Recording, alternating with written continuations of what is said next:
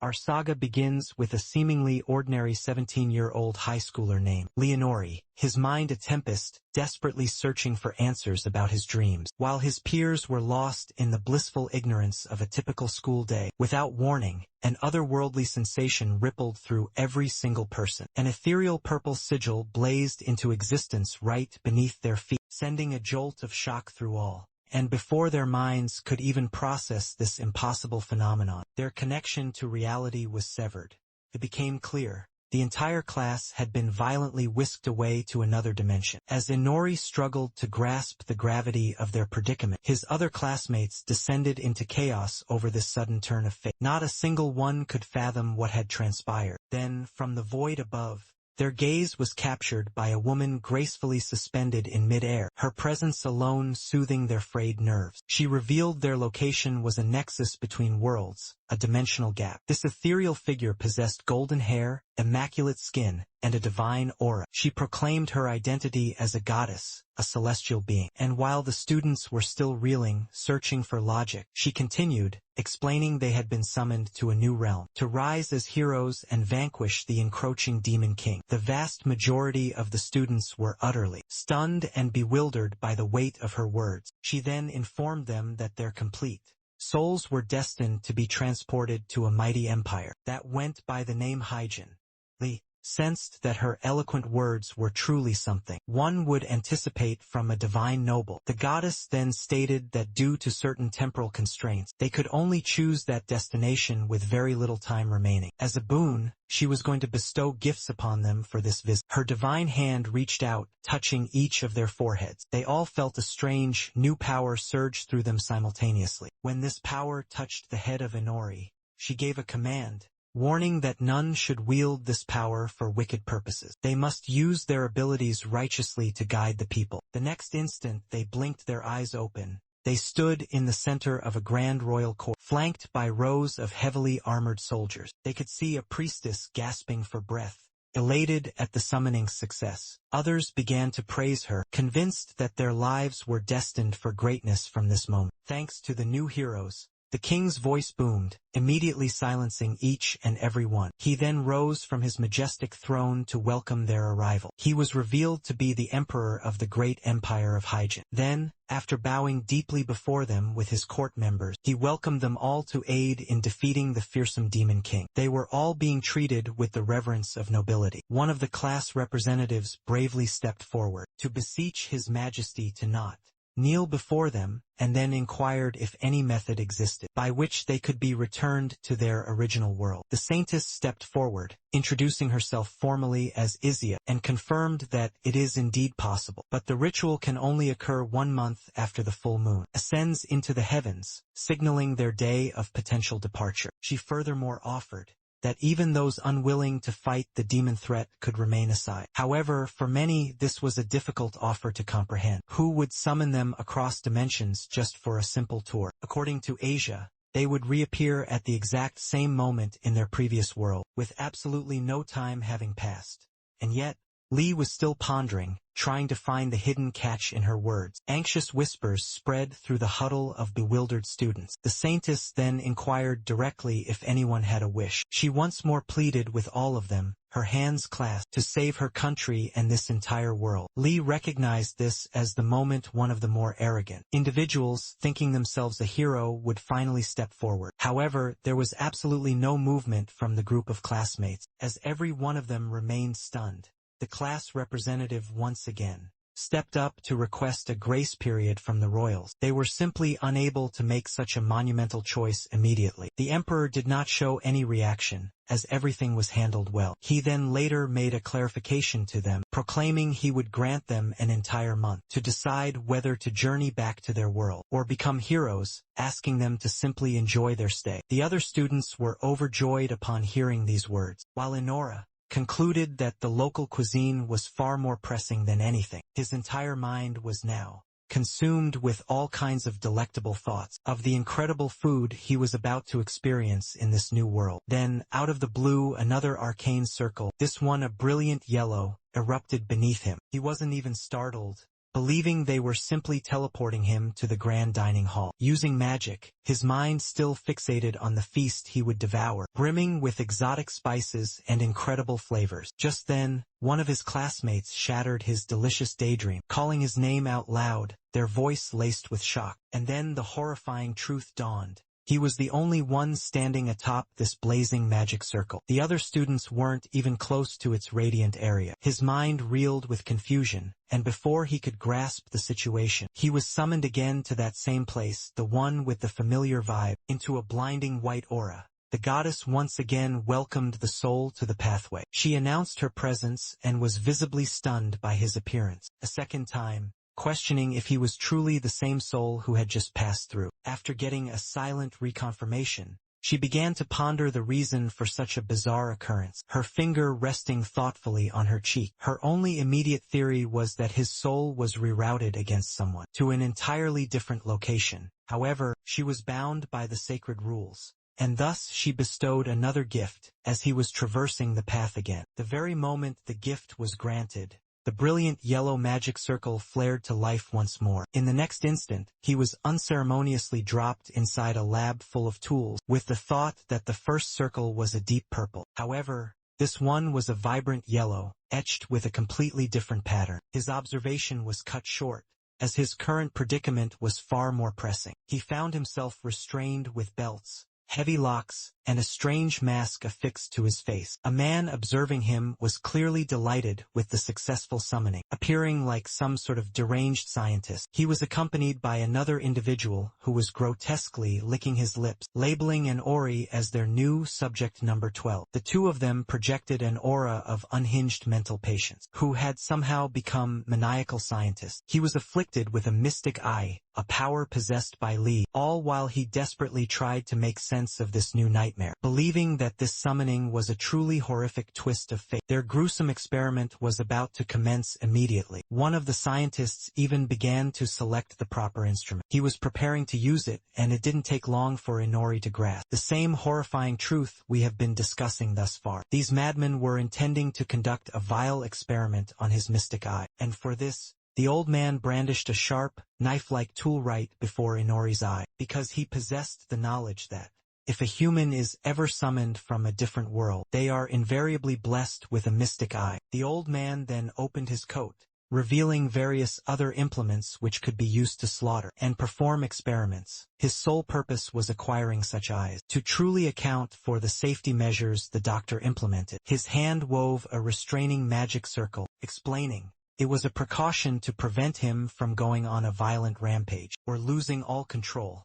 However, it seemed that our Inori had absolutely no trouble handling such a low-tier magical restraint. The old man was completely aghast, as the spell's failure was manifest, and it was clearly written on his stunned face that he was desperately seeking an answer to this impossible question, that even an advanced-level hypnosis had no effect upon his subject. Suddenly his subordinate shrieked in utter astonishment to inform the doctor that the subject possessed a powerful mystic eye in his right socket, and a legendary true mystic eye in the left one. This revelation was utterly mind-blowing for the pair of them, and they began to cackle and celebrate immediately at discovering such an impossibly rare specimen. It made him the absolutely perfect test subject. Wasting not a single second, both of them snatched up their instruments, which could be more aptly called weapons, to begin the procedure, while Li felt that this was truly just horrific torture in reality, rather than an experiment. Li was trembling with just the thought of this happening to him. He resolved to use his powerful right eye to find an opening, a way to somehow escape from this hell. However, it seemed such desperate measures weren't required at all. As soon an emerald green magic circle appeared, he was about to be teleported away. Once again, the two mad doctors looked absolutely dumbfounded by this development, while Inori was overjoyed, a wide grin spreading across her face, because it was happening yet again, for the third consecutive time. He visited that familiar path once more. This was perplexing, as this had never occurred before, while Li believed that it was simply an unavoidable fate, as he possessed no control over such a phenomenon. He was desperately searching for an explanation for these events, and the goddess was absolutely flabbergasted, as this was the very first time such a thing had happened. She then resolved to discover the answer and inform him later. In the near future, The conversation was shockingly casual to be having with a goddess, and he was again bestowed with yet another divine gift, due to the sacred rules. This time, he was summoned into the presence of a noble-looking girl, who seemed pleased with the successful arrival of her subject. She was also accompanied by a beautiful elf, Mage, who wore a confident smirk on her face. The elf immediately began praising the lady for her magical prowess, calling her power something truly extraordinary, while calling our man a monster, which truly made him go berserk inside. This time he was being treated like a summoned beast, and in order to chain him under a binding contract, his blood was about to be drawn with a sharp pin. However, yet again, he vanished, leaving both of them stunned and deeply confused, and was teleported back to the gap between worlds, meeting the goddess once again, and clearly exasperating her right away. This time he was determined to get an answer for these occurrences. The goddess revealed, while looking vexed, that every time the target was required to be a powerful soul, in order to successfully traverse the gap between worlds. It was the most fundamental requirement. Since Lee possessed one of the rarest of these souls, he was becoming the designated target every single time. He was not expecting that answer, as he was not a man who ever believed in a god. But the goddess clarified that this was not a factor. It was entirely because of his soul, clarifying that it will cease only after his soul is bound to a hero contract according to the ancient rules. She then again gave him another gift as a reward for visiting the gap of the world. This time, he was being informed by a lady at the Adventurers Guild that his unique skill had been stolen, and this was now his fourth summoning. He was just mere moments away from forging a contract with the soul there, but right then, a sinister black magic circle erupted underneath him, and he was summoned yet again. The space was lit only by a single point of light, and it looked incredibly foreboding. This was the fifth one, and it was black magic with a dark image. Having become completely exhausted by the gifts, he was granted the power of that very domain. As soon as the subsequent summoning occurred, he was called to a desolate land saturated with a black aura. He was hailed by a massive horde of demons, for their new king to finally be resurrected. This was an excellent place to become a new demon lord. The thought was clearly written all over his face. However, even the sixth summoning was not enough. During the momentous seventh one, the goddess clarified that the boy possessed some truly incredible powers. She proclaimed that the final one was about to arrive. It would be the seventh and final time. She gave him a gift for the very last time, by merging all his previous blessings and urging him to check his status. The moment he arrived at his destination, for the final journey, he was once again hailed a hero by the subject who had summoned him. However, the very next question was immediately raised about his identity, as there were three others already standing there before him, comprising two girls and another boy. The boy was introduced as another high school student, the exact same age as Inori, by the name of Ryudo. One of the girls present was Tamaki, who was calling out to the other two by their first names, as if they were all longtime friends. The third girl with short brunette hair and brown eyes was Awad. All three of them immediately began a conversation, while Inori simply sat in the back, observing casually. Their attention was abruptly seized by the king seated on the throne. His words brought confusion because he was only targeting three of them. He soon realized the man was talking about him, the one who was not a true hero, but merely a freeloader caught up along with the others being called. He just cried out, searching for the answer to that very question, grabbing the attention of all the others. Instantly, all four of them were standing at attention before the king, with Inori positioned separately from the other three. The king then gestured towards them, proclaiming that three of them were indeed the prophesied heroes, while the fourth individual was just a normal person, accidentally caught in the summoning ritual. His confusion stemmed from the fact that nothing like this had transpired before. Suddenly, his voice was interrupted by a girl who looked quite thrilled, announcing that she, being the first princess, had summoned them here. The girl was so incredibly full of herself that Lee was left questioning the nature of her grand entrance. The lady then proceeded to introduce them all to the kingdom, named the Rising Sun, whose kingdom constituted not only humans, but also demi-humans with the demons as their mortal enemies. These demonic forces were being led by a terrifying demon king, whose target was the complete invasion of all human territories. It was the legendary McCartney Empire. which petitioned the Human Federation to summon forth new heroes. The princess was simply overjoyed because she held the sacred royal blood required to summon them. She was now going to train them in order to fight the Demon King's forces. Inori was completely unimpressed by that long-winded explanation, as he was bewildered by the quantity over quality factor. All of them were then commanded to perform their absolute best in order to vanquish the powerful Demon King. While Inori was just barely containing his laughter at that moment, she was calling out for the Empire's champion, Ryo. He immediately stepped forward to seek a way by which to return back to his own world. However, his intentions were shot down quite effectively by the lady, as there was no such way, and those words were utterly devastating for the three high schoolers, who had become friends with each other. The princess was grateful for whatever heroes they had received. However, Inori was confused about which empire was speaking the truth, as one of their stories must be a complete lie. She then called for a powerful magical artifact in order to confirm the divine blessings they had all received. Ryu was the very first to step forward for his identification. His blessing was revealed to be the incredible limit break, while Awad was holding the powerful blessing of barrier magic. The third girl was blessed with the magic of infinity, while Inori only had detection in his skill vault. The king gave a completely false expression when his blessing was called, and it was more than enough to let Lee know he was the odd one out. Soon after this, a barrage of grueling physical activities were conducted in order to properly assess their magical and physical prowess. The one who was dominating the scores in every single category was Ryu, while the other girls were keeping pace with their own magic measurements, displaying superhuman results. The only one who was falling far behind, barely forming any magic, was Inori, who was just flailing around with his hands. He was drenched in sweat from even the slightest bit of work, and his abilities were so much greater.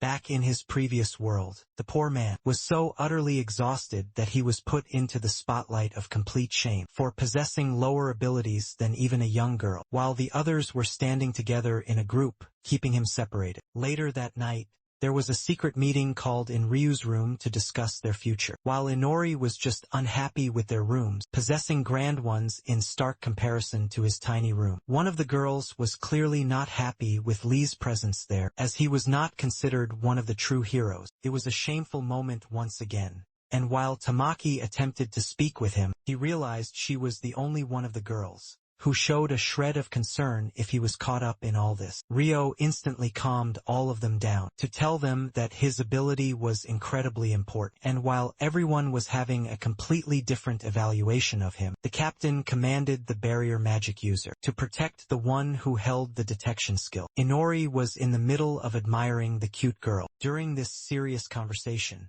he realized that all three of the girls were extremely good-looking, and it looked like that Inori was a bit of a bi. The conversation then turned deathly serious, and they started to express their distress about their intention of remaining in this country. And before any clear answers could be given, Inori immediately showed them a hastily scribbled book and urged them not to utter another single word. The book was revealing that their room was being bugged. That sudden realization made everyone go on high alert instantly. His detection abilities were something incredibly useful after all. His blessing was like the one which projects him into the center, giving him a crystal clear view of his entire surroundings, something useful even far beyond the castle walls. At that very moment, someone was eavesdropping on their conversation from just outside the door, and Inori just made it even more awkward for the sender by flinging the door open without warning.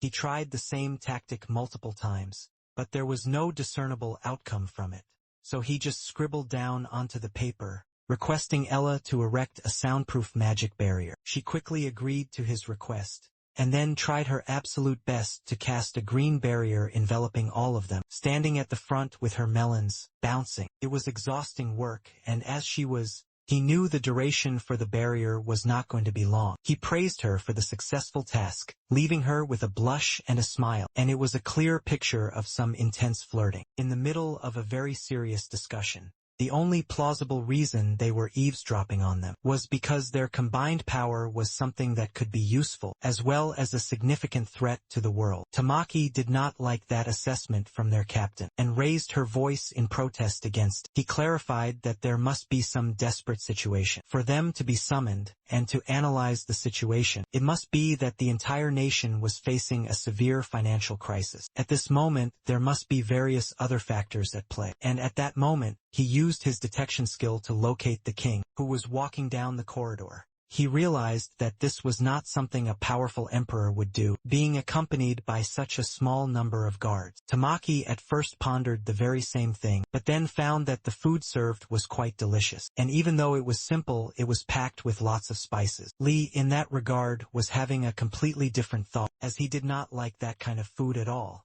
But to clarify his point enough, the room in which all of them were housed was really plain and small, for a hero's quarters, anyhow. He could not discuss the experience of his very own first summoning, as none of them were aware of that fact. Lee then went on to proclaim that they desperately needed to find a secret route out of this location, and only then could they find a way to return to their own world. All the others heard him with their complete and total concentration. He clarified that since only those three were the only heroes, they were never going to let them return back home. And it must be that they were hiding the true reasons behind their return, as they did not want them to leave. Ru then asked them how they could fight an entire nation by themselves, having absolutely no power to start with at the moment, so they should just all work together to analyze and find the perfect opportunity to make their escape. Tamaki, out of nowhere, closed the distance between herself and Lee, stunning Inori with her true, sudden intentions, while she just focused intently on his eye, which was a vibrant yellow color, and with that, Inori's concerns about his odd, mismatched eye were raised, and he reflexively covered it with his hand, being embarrassed of another Japanese person finding it out. It was like he was hiding some deep secret which he could never reveal. The captain then supported him, along with telling the others to leave him completely alone, as it should not be pushed further. While Lee supposed that Ryu identified him as a simple patient, having a different eye color due to some mundane birth issues. That night, when he had returned to his room, he started questioning the very reasons he was possessing these eyes. He then remembered the goddess's words about checking his status with. Suddenly, a translucent green screen materialized right in front of him, and he was shocked as it appeared with a chiming sound, displaying his name and some high-level numbers and pets, including his immense magic power, etc. He was still without an answer. Why his physical condition during the test was so incredibly low, even after his base stats were that much higher. To find the real answer, he decided to examine his skills, and the first one was Steel. The second one listed was the feared Dark Magic. The third one was Detection, which he acquired on the seventh and final summoning. He soon realized that the Vampire one was granted to him when he was summoned by that noble aristocratic girl, accompanied by her beautiful elf maid.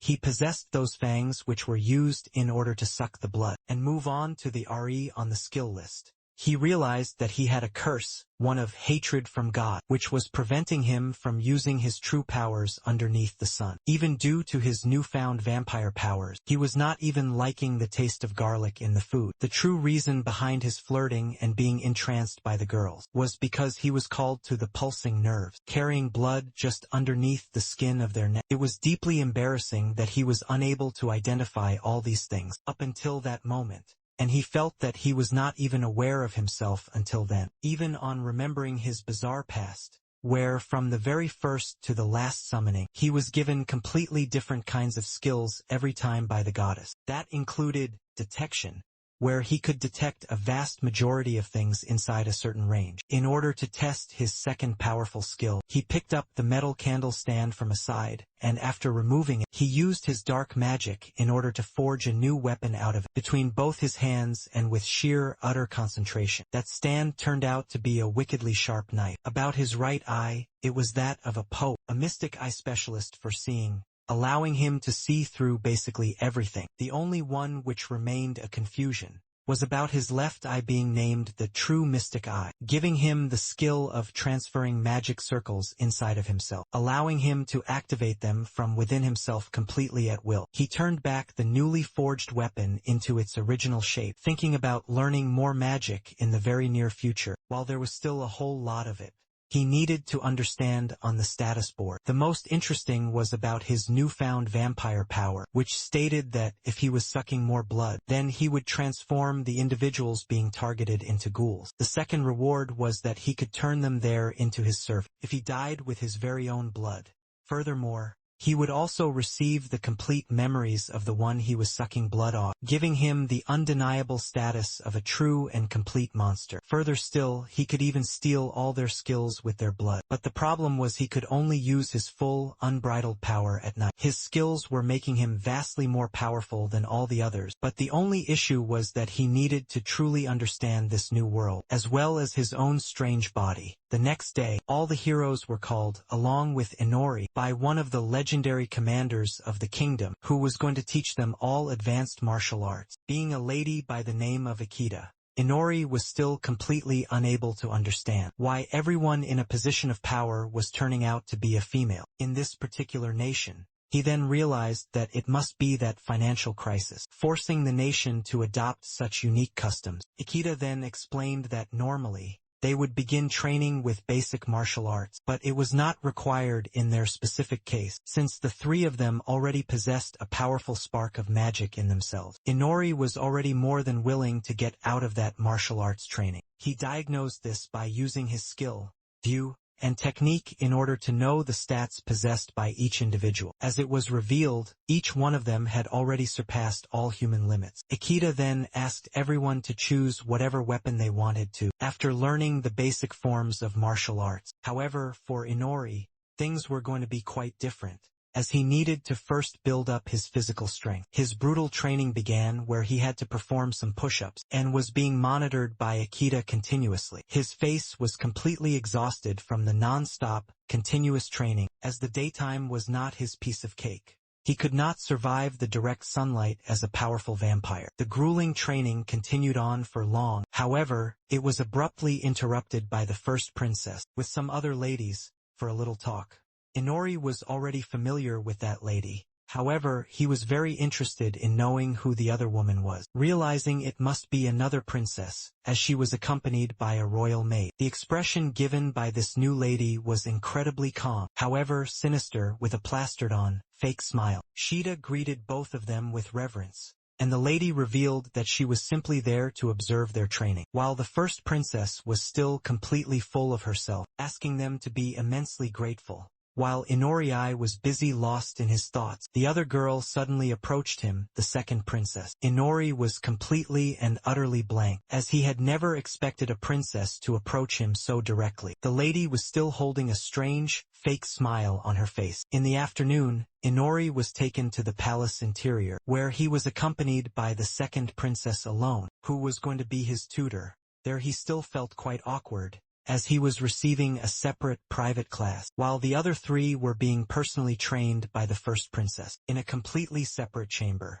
The only reason she backed out from training Inori as one of the three was that he was not a true hero, and it was against her royal status. As the lesson began, the second princess took a pointer stick in her hand, however, was interrupted in the middle by Inori, who had a question. She again brought back that unnerving, fake smile on her face, and he inquired if the second princess was in fact the younger one. She replied with a complicated answer, which she had already expected, and had denied his previous claim, blaming all of those things on the strange circumstances. The hidden story behind all this was that the true heir to the throne is the first princess, and while Inori tried to fully understand, he realized that it was all really complicated. Through the book, she came to know there has always been a major issue when it comes to the matter of royal succession, and he finally understood, through the explanation of the lady during their private lessons, that the kingdom was originally saved by defeating the Demon King by one of the heroes, and it was founded by a powerful female magician. That lady, with her van, defeated the great Demon King all by herself, and in other words,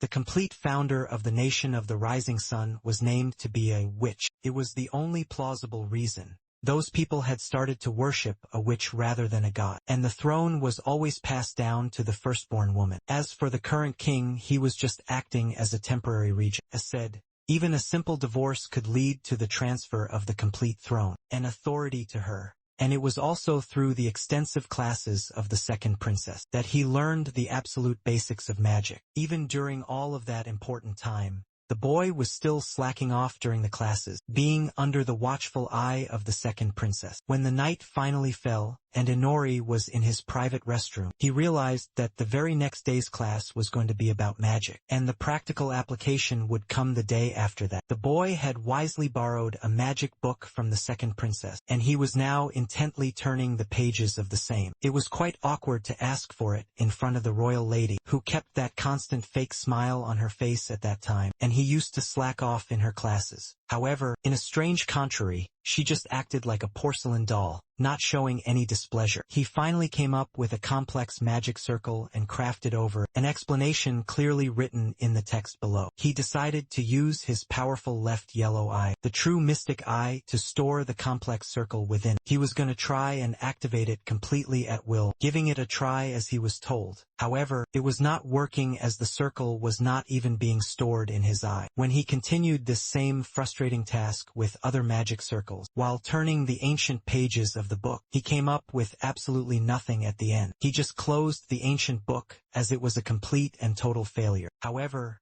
he tried to lift up his sagging morals and set his focus on his other eye. He turned towards the bottle of ink and a pen. He drew a magic circle on another piece of paper, trying to recall. The place where he had originally obtained those powerful eyes was the same, where that mad doctor was desperately trying to hypnotize him to get his gruesome experiment done on both of the eyes of his new, helpless subject. That advanced hypnotized magic was unknowingly stored by Inori in his eye, and thanks to his instant remembering techniques and photographic memory, he was able to remember and draw the exact same image right on the paper. It was the same magic circle from the same world as the magical iron. At that very moment, he tried to set the focus of his yellow eye onto that sensation. He felt something right away. It was a kind which he had never felt before, and his eyes blew up with some crackling lightning around. Wondering if the boy had finally succeeded, he immediately rang the service bell in order to call someone. And as one of the royal maids arrived,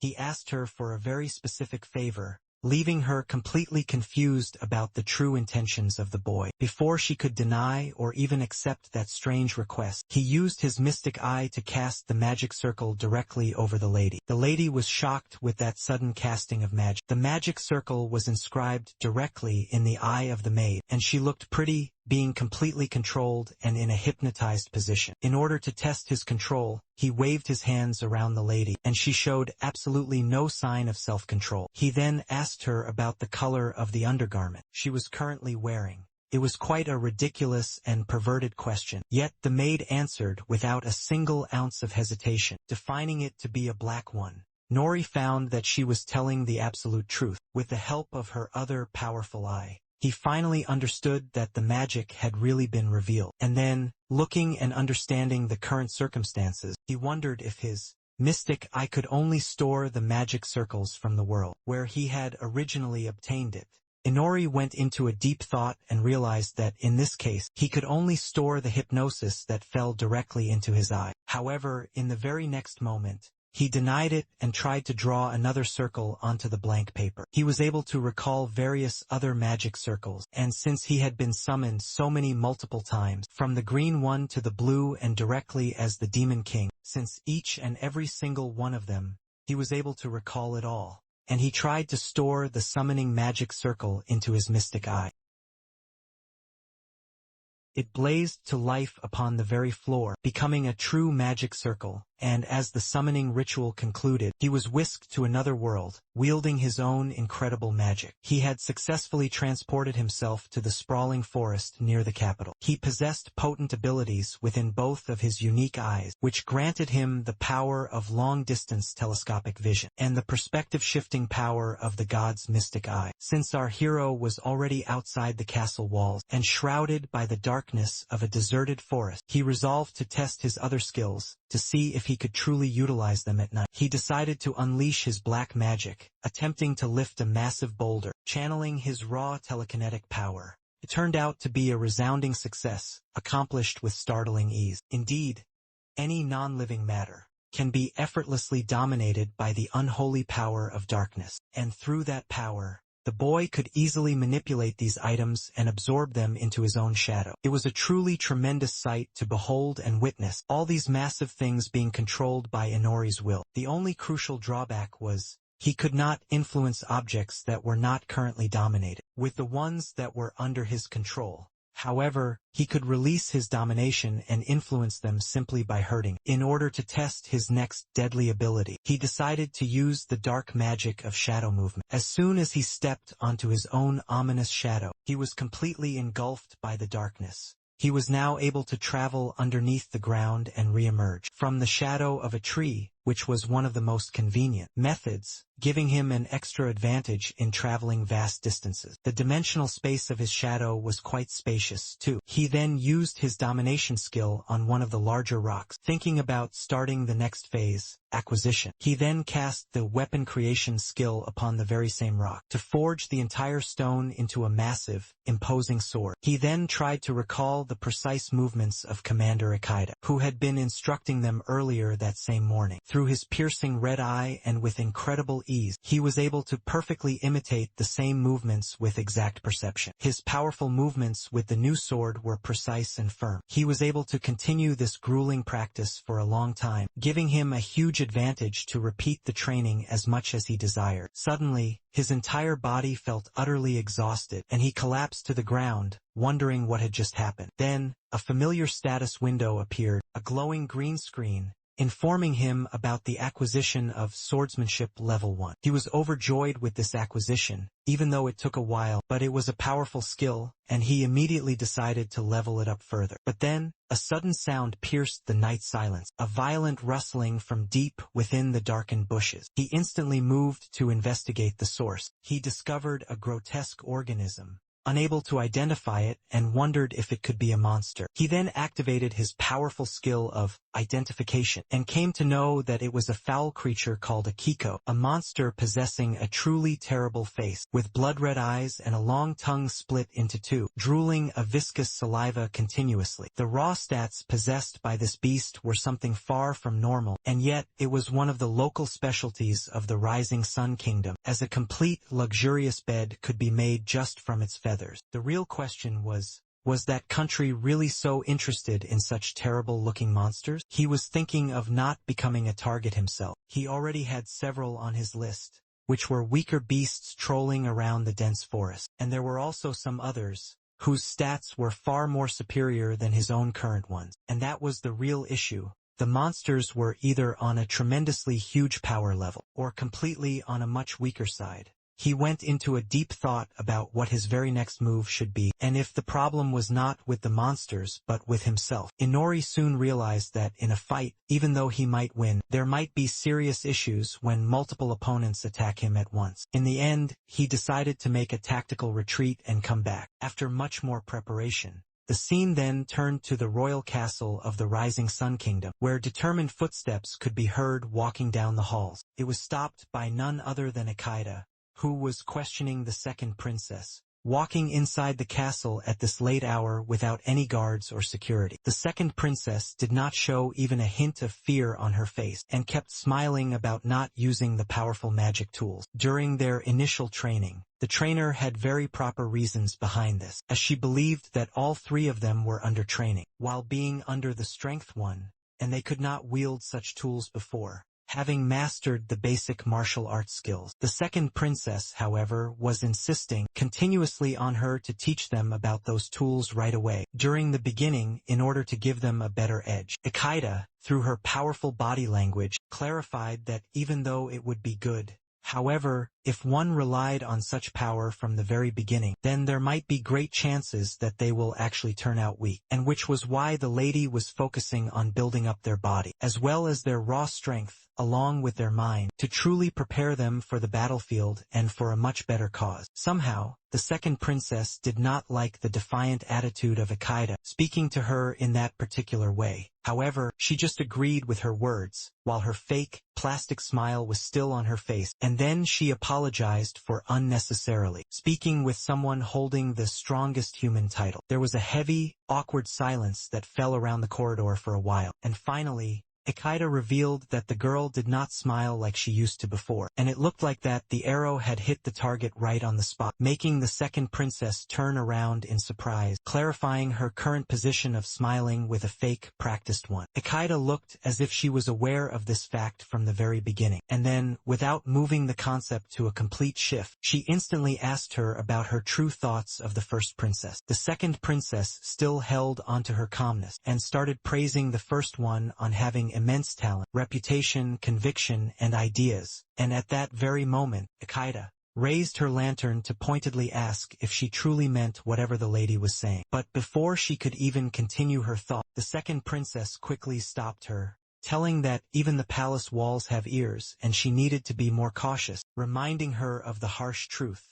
She clarified that any bad-mouthing about the front princess would lead her to face a severe punishment. Akita sealed her mouth shut, and then again there spread an incredibly awkward silence around the corridor, while the lady was continuously thinking that the second princess should not have to worry, anyhow, as things were going to be done for the better. A few more days later, when the heroes were under training with Nori being sidelined, once again, telling that it had already been 2 weeks since they had first arrived. The three true heroes were training well in their martial arts acquisition. Ryo tested his impressive swordsmanship skills, and he was doing extremely well with his continuous, diligent learning. Tamaki was right behind him, learning the difficult staff technique, which will help as a weapon to store her immense magic. Her devastating strike also on the ground was quite effective and fruitful, and the lady always used her raw strength against her brain, making her somewhat of a muscular head. Coming to Aloy, she was now into advanced archery, making her vulnerable to the skill she was possessing as a barrier user. There was no real requirement for it. Inori, while looking at all three of them, found that their captain Ryu was incredibly good in close combat, and right behind him was Tamaki, who held great strength in both long-range as well as close-quarters combat. And there was also Alway having her potent skills into barrier creation, making them one of the most perfect teams and in great synchronization. As for the case of Inori, his own training started just a few days ago, and his focus currently was not on advanced swordsmanship, but on deadly dagger-throwing techniques, and he was doing very well in it. His stealth and trap disarming training was also going well underway, and there might be a very good question if those boys were trying to make him into some kind of scout, as it would be a great utilization of his power of detection. When the night finally fell, he used to cast his summoning magic and visit the nearby forest area through his powerful yellow summoning circle. There he was honing his own skills through continuous, grueling practice. And for that day he was going to use the domination scale on his knife to make it move completely freely inside the dense forest, marking all of his targets, and then using the release effect on it at the perfect time for a devastating straight attack. As soon as he released it, the knife directly attacked one of the nearby trees, brutally stabbing. The diagnosis realized that, during the day, his skills were at their absolute lowest because the sun god's hatred was truly, truly terrible. He continued his intense training of increasing the level of his skills. Moving on to the Shadow one, the very moment he used his shadow technique, the monster Kiko was lurking inside the forest, trying to find some food. It was completely unaware that Inori would come at an instant pace from his shadow skill to brutally attack it, leaving her just to scream in self-defense. In order to fight that, he had cast it onto a different skill, acquisition through powerful threads, formed by weapon synthesis and strengthened by the power of weakness. He tied up the complete monster using it, and called the skill the Black Death Silk. The monster could not do anything and was just screaming out in agony. While the diagnosis was using his yellow mystic eye, he cast the hypnosis skill, making her unable to move of her own accord. The powerful hypnosis spell was cast successfully, and it was clearly visible in the dead eyes of the monster. And as soon as it was fully completed, Inori removed his hand from the silk technique, and he was extremely happy that his one of the exercise to capture the Black Death Silk and hypnosis was completed without any sort of failure. The diagnosis, without giving it a second thought, took out his knife and then sliced the throat of the helpless monster, as the living man could not be dominated through the skill. However, once they were completely out of breath, he could do the same easily using his powerful domination skill. He lifted the dead monster into the air, and then stored it safely inside his massive shadow space. At that moment, the pro-diagnosis used 3 of his skills, and then traveled into the shadow area by himself. He saw various things lying on the dark floor, including the dead monster. There was no one looking at him inside the shadow monsters, and no one else could travel the same way. So he let the hesitation through his heart and then opened his mouth. He stamped his vampire teeth deep into the monster's neck to suck its blood in order to raise his very own power level. There might be an incredible increase in his status too. One of the targets was easily captured,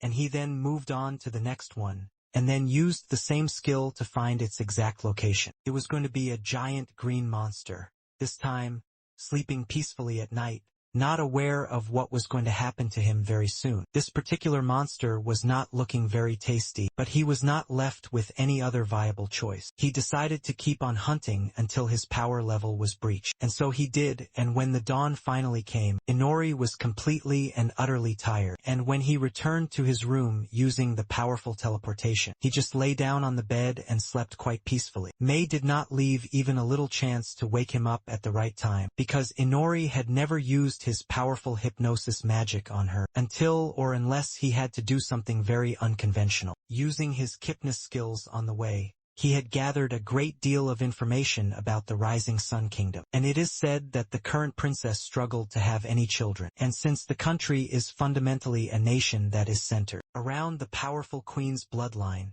it was said that the princess will give birth to the next birthline. However, very strangely, there came the dire circumstances where the people of the royal family started dying at a younger age, leaving absolutely no one to inherit the powerful throne. Left with no other choice, the royal line bought a distant duchess as the king's royal concubine, and she gave birth to one of the girls named Aaliyah. It was the same current second princess who was loved by her nation, and through her kind hard work and incredible diligence, she had easily earned the people's love and support. Everything drastically changed the moment she turned 7 years old, and there was the birth of yet another child between the powerful king and the queen, and it was given the royal name Amanda. Amanda stands for the beloved, and the girl was incredibly fiery from the very beginning, and it was because of her immense magic and talents. She was truly loved by the queen as well as the king. From the very start, Elia, even though had a lot of knowledge through the ancient books, was not able to possess or inherit those same magic powers, and she was stopped from receiving her education for the session at the moment. When Amanda finally turned 7,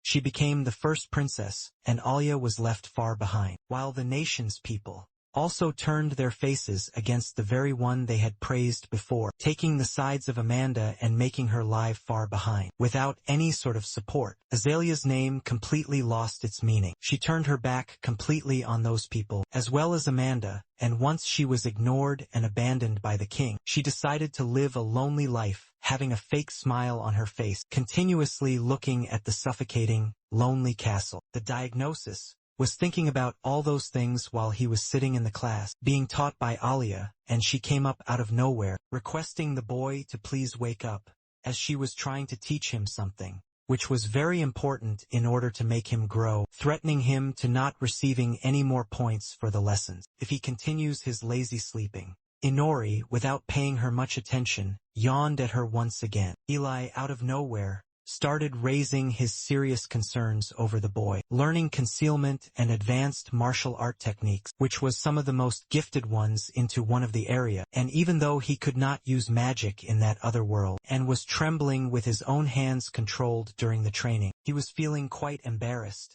as even some of the most ordinary people could perform those, including the maid who uses magic to clean all his dishes, as well as his clothes. There are very few people inside the world who could not use such basic, simple magic. And she then told him that if Ikeda was taking her precious time to teach him about some martial techniques, then he should be immensely pleased about it. And the only reason she believed that those guys were doing that is because they were keenly aware of the true value possessed by the boy. Suddenly, there was a dramatic change into the character of Alia, who smashed her hand violently onto the table to ask the boy to get serious, as he needed to put in much more effort to give an excellent result. Inori did not expect this, and his face immediately turned pale. However, the lady just asked the boy to follow her to a secret location. Both of them started walking deep underground, being lit only by flickering candles. And as they were traveling to the dark basement, they reached a huge gate, yellow in color, hiding something beyond their imagination on the other side. Alia instantly used her little part of the magic, deciding to use that rather than lessen and try to open the gate. With sheer motivation, she tried to lift up his mood, while telling him that he should be feeling utterly pathetic for being called weak, rather than the hero compared to all the others. And Anori was still trying to find the answer with his very confused face. What was the sudden, drastic change that he had just faced? It is truly about the second princess, whose face was telling a completely different story than her true emotions, that were hidden deep into her very heart.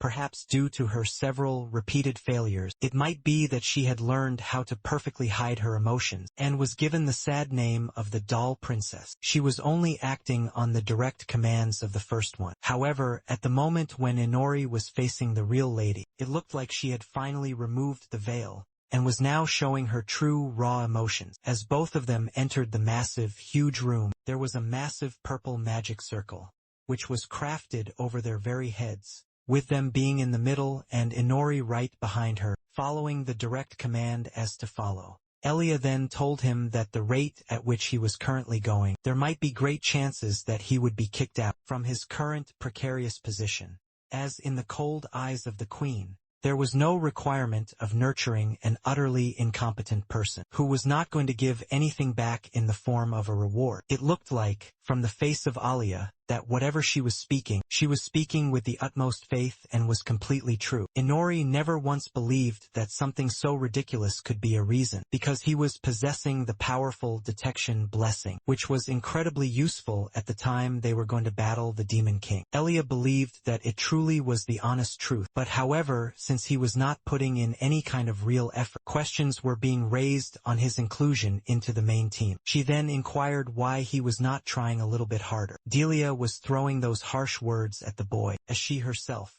has seen him sleeping and slacking off into all her classes, while Inori, at a completely different point of view, at the moment when he remembered that he was giving his absolute best in training himself up at night, because it was not at all possible for the same during the day. Ino then continued the clever act of his bad attitude, and while telling that he was indeed doing his best, she turned to tell that he just had some basic skills, and was not at all suited for studying.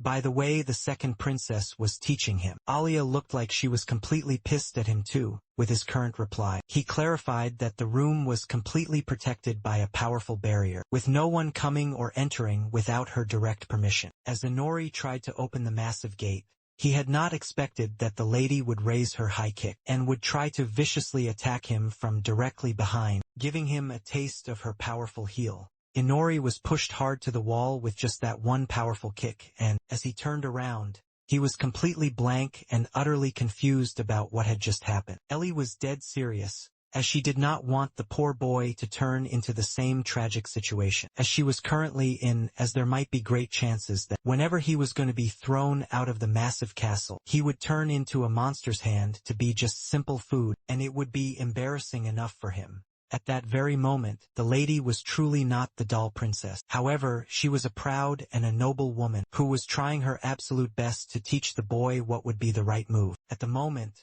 the powerful motivation from the lady was telling that he needed to change. And as soon as the powerful sentence was completed, Inori started laughing hysterically, out of nowhere, leaving the poor girl completely confused. What was such a kind act when she was her best, stern teacher? Out of nowhere, he praised the noble lady, giving her a deep blush on the face. He moved on, praising her incredible skills as well as the strength she possessed. While she was still completely confused, he told her that his hunger to survive was far more superior than hers to teach him, and those powerful words were not something which Alia had ever expected from a so-called shitmouth like him. Looking into the boy's eyes and giving him a staring look, she finally realized that she had been completely wrong into interpreting the powerful skills possessed by the boy, as there was a tremendous, dark aura flowing through his entire body. And the boy was truly aware that he was one of the words, that he could be kicked out from the castle at any time, and so he was going to find a way to survive. He then went back to his own area, to remember that he was not to be exiled so easily, as there was much more crucial information to gather upon. He then turned into the large training ground, where he was practicing his advanced knife technique, and he believed that he needed to show them the true, immense value of his detection blessing in order to secure his place in the castle. He was thinking of getting a dungeon press text to show them what he was truly capable of. However, there was not going to be one in this place. Soon, the training was called off by the lady, and he, being exhausted, wondered if he should approach Ikeda by herself to persuade the king without wasting much of his precious time. He called up for her and had a serious discussion, then moved to the private cabin of Ikeda. There, the lady called out all of his clever methods that the boy was thinking to desperately pursue, and then she moved on to tell that even though he lacked enthusiasm during his normal, daytime training, his powerful skills might be quite useful. The same thing was agreed by Ikeda without any sort of disagreement, and it was quite shocking for the young boy. And then the final, fateful question came, where she wanted him to join as one of Ikeda's own. She was keenly aware that his skills were going to be of great use, and could lead them to several important successes, as his detection skills were more valuable than diamonds in dungeons. And the moment they would have to fight against the Demon King, the only reason she could not make him any kind of promise was because she was severely lacking in authority. And then she clarified with a stern, green voice that the only way for him to be prevented by the expulsion was to stand on his own 2 feet and act as a normal, everyday soldier rather than a so-called hero, as Inori realized that if he joined the soldiers' army, then there might be chances that he will be contractually bound, and against the country he will be standing against other soldiers, which was going to be a bit complicated in order to make his own moves. He then bored against the lady to tell. That was a tough decision to make right away. However, Ikeda thought that the boy would accept it right away, and so she smashed her hands on the wooden table to tell that he could come and find her immediately, in case he needed any kind of help. As the scenes turned to a few days later, it was his lesson classroom, where he received the news that a nail from a neighboring country had arrived into the city, and Alia confirmed that there was a welcome party organized. For the next day, while sitting on the tea, he was just happy that day that he was not going to class for the next day, as she was not going to be available. He was also not invited amongst one of them, as he was lacking off in the class continuously, and it was pretty easy to understand that he was being left on purpose, but not unintentionally. The next day, the grand party was conducted, and the hero from the neighboring country was called up, with a proper grand ceremony, with the nation's people standing on each of the sides, throwing beautiful flowers. There were also armored soldiers who were raising the flags high, of the rising Sun Kingdom, and Honore was looking at all the grand events through the window, wondering if they truly had to face a dire financial crisis or not. And that was the only one who was left behind, without any call to attend the grand party. And in case if he had attended the same, he was aware that he needed to explain his awkward position to the foreign dignity as someone who was caught into the hero summoning, as an abnormal, strange existence. Inori was not ready to face any kind of intense investigation from the old man and the secretary, which was going to be a huge hassle, and so he just lay down on his bed. Even though he was not interested in attending the event physically, he then decided to use his powers to view what's really going on. Immediately, using the mystic eyes of poetry, and then using his long-distance sight, he found that both the princesses were standing in the middle, pretty and well dressed up once again. Alia's face looked like a beautiful smiling doll, and their place was completely decorated with luxurious items and food, and Anori was just lurking over it in his mind, with no access to any of the stories. Inori then went on to remember what the maid had told her when he casted the hypnosis skill. As the party was conducted as a major factor for the economic crisis, an intruder was the powerful queen, who was trying to show her vast economic wealth to the foreign candidates. And in this particular place, she was not even listening to the wise advice of the king anymore, and was just standing behind, acting as a support through her powerful eyesight. His attention then turned to the three individuals who were standing against the current hero of their own nation. And there might be those who were also three,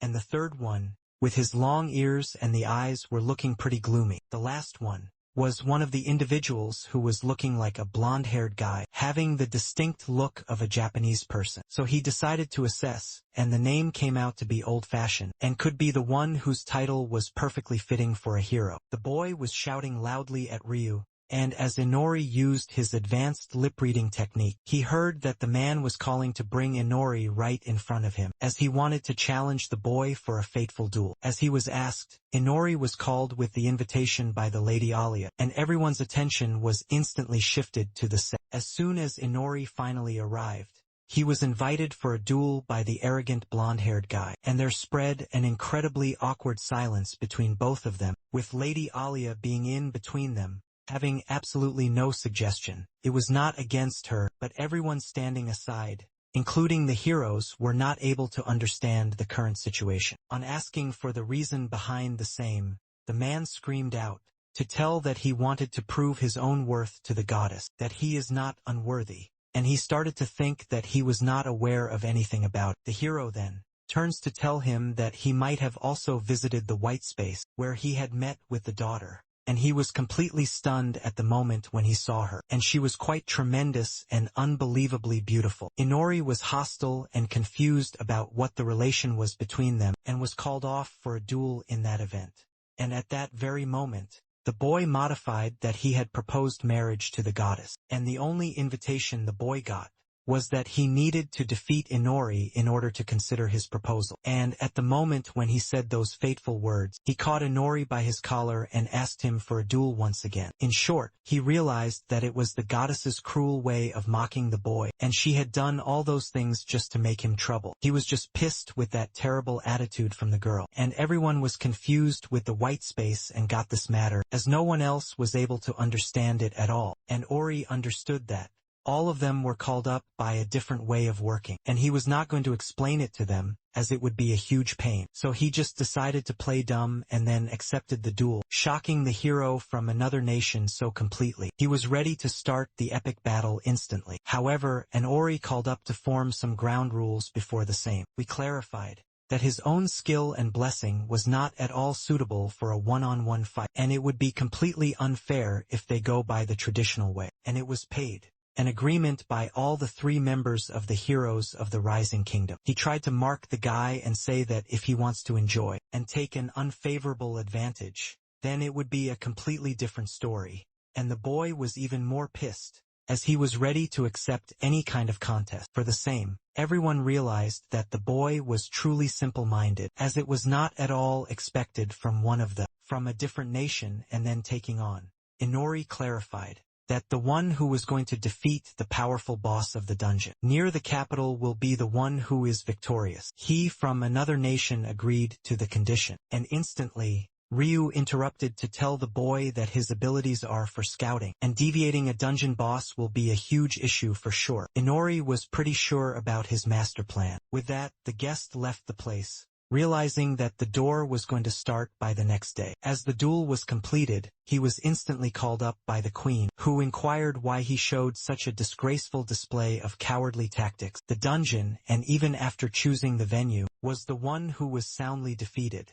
As for the information, it was pretty clear that the boy who was standing in front of him was truly a very, very strong person, as he was able to slice down monsters with his incredible swordsmanship. The moment he faced the one I created who was the boss of the dungeon, it was not an issue for him at all. He was able to deliver the final blow, and slice it down, to get it on the floor and be defeated so very easily. That hero was standing up front with a huge win, having a smug smile on his face, while Inori was continuously using his detection to avoid any kind of monster, as well as the powerful final boss. His skill was allowing him to easily find the traps, as well as the enemy's precise location, giving him a huge advantage to not even come closer to. The queen was looking absolutely furious when she was bailing that his laziness and terrible attitude was no longer going to be tolerated, and it was told that the only reason he was given shelter under the grand roof of the royal palace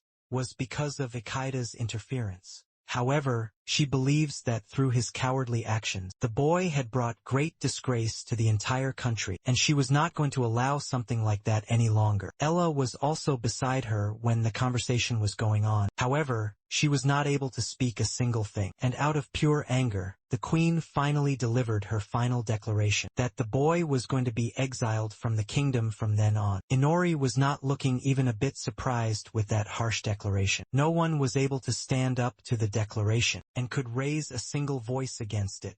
And when he was asked about having any kind of objections on the same, he replied positively to it, and it was not expected by the powerful queen, that a mere boy was going to raise questions to her royal decisions. Instantly, he questioned what kind of harm the queen was, particularly and specifically talking about, and she believed that it was the moment when he lost the duel against the powerful hero from another nation. Inori agreed to remembering how that arrogant blonde-haired guy was having the specific skill to slice down the dungeon boss in a single go. However, he clarified that the one thing that was on the stake during the epic duel was qualification. It was just for the base, who was going to be suitable for a certain beautiful woman, which was the good days, and it was a duel to prove just that. One of the conditions for the battle was that no information was going to be shared to any of the outsiders. After that, there was a sudden, dramatic change in the attitude of Inori, and he screamed out to tell that his true location, as well as his true identity, was not known to the other outsiders. And he was not a hero. There was no case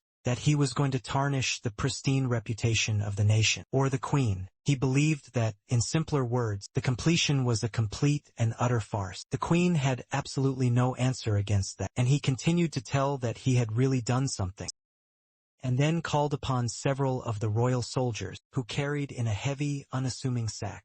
With a grand flourish, he presented its entire contents to the queen as a gift. The queen was completely unprepared for what was inside, as tons of priceless jewels spilled out from that simple-looking bag. It was a treasure that looked quite simple at first, and the moment it was presented, both the queen and the princess were utterly stunned by the sight of it. He clarified this was the fabled dungeon treasure he had uncovered inside. He had no intention of actually defeating the hero. From the beginning, his true target was the same as theirs, to revive their kingdom's failing economy. The queen beamed with joy the moment she held the glistening coins in her hand. In her hand, as he clarified that using the skill of detection, he had managed to achieve all of this. His master plan from the very start was the same. By using the duel as a pretense, he was going to prove his true worth. This was his only goal. Elia had never expected such a masterful display of pure cunning from this mysterious boy. She stood there, completely and utterly silent. It was as if he had shot 2 arrows with a single brilliant strike, where he had ingeniously saved his own position, and had not tarnished the pristine reputation of the visiting hero, which would surely raise concerns over the entire nation. As night fell, Nori returned once more to his grim training. His hands were slick with fresh blood at that very moment, and he licked it clean like a true ravenous vampire. And since he was no longer going to be banished from the nation, he had yet more time for his training. However, he was getting truly tired of eating the same foul monsters continuously. For a number of times now, he was in search of something else, and once again, he felt a strange, new kind of sensation, one which he had been having for the last few days, as it was something different and incredibly strange. They were originally just harmless trays, but his skill of detection was telling him about something completely different, and without wasting a single precious second, he then used his powerful right red eye, the evil eye of perception, and then finally found out what was the real cause behind his sense of unease. As soon as Inori used this powerful scale, there was created a shimmering barrier in front of him, red in color. He surpassed his hand in order to locate a new monster, one which was far more superior than the one he was taking down earlier. He prepared a skill to teleport back, in case it turned out to be far more dangerous than he anticipated. There was truly a monster there, which looked like it had an intense blue aura surrounding itself, and it looked like Inori was going to have to face it next. Inori passed on through the crimson barrier, and then he felt a different, more intense sensation once again, as there was some violent rustling all around the bushes. The moment he turned his head behind, he saw several white wolves approaching him with a clear intent to kill. Since it was his first time facing some kind of magical beast, he used his powerful thread,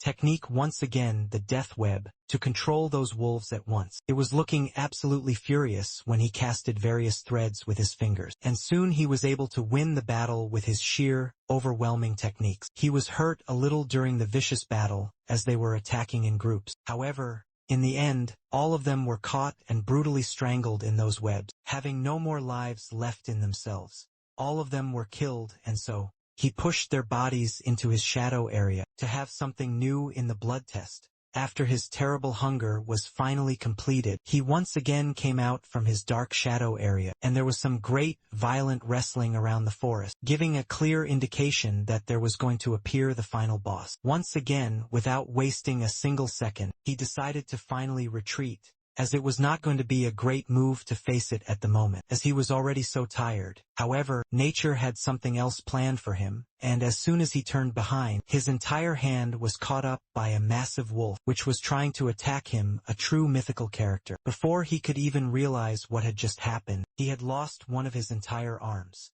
And it was truly not the end of it, as he was not even ready with his very next move, and the mythical monster attacked him once again with a powerful kick, making him strangle on the floor from a very long distance. After a while, when he finally came back to his senses, he started to wonder what in the world had happened, and there was standing a mythical wolf right in front of him, huge in its size, and having an intense, blue aura, an aura of pure, raw killing intent. It was there to take revenge for whatever he had done to his comrades. That was no ordinary monster, but a powerful phantom beast. At that moment, Inori had also lost one of his entire arms. It was a mid-level boss, and then Ori wondered what his next move could possibly be, either to escape from the dark shadows. Once again, his planning looked like that it was going to be nullified as before. He could make a move. The phantom tried to attack him once again at an incredible instant speed, and soon he could see the sharp teeth and the huge, gaping mouth, where he was going to be completely engulfed by the monster. As soon as he tried to and somehow attacked,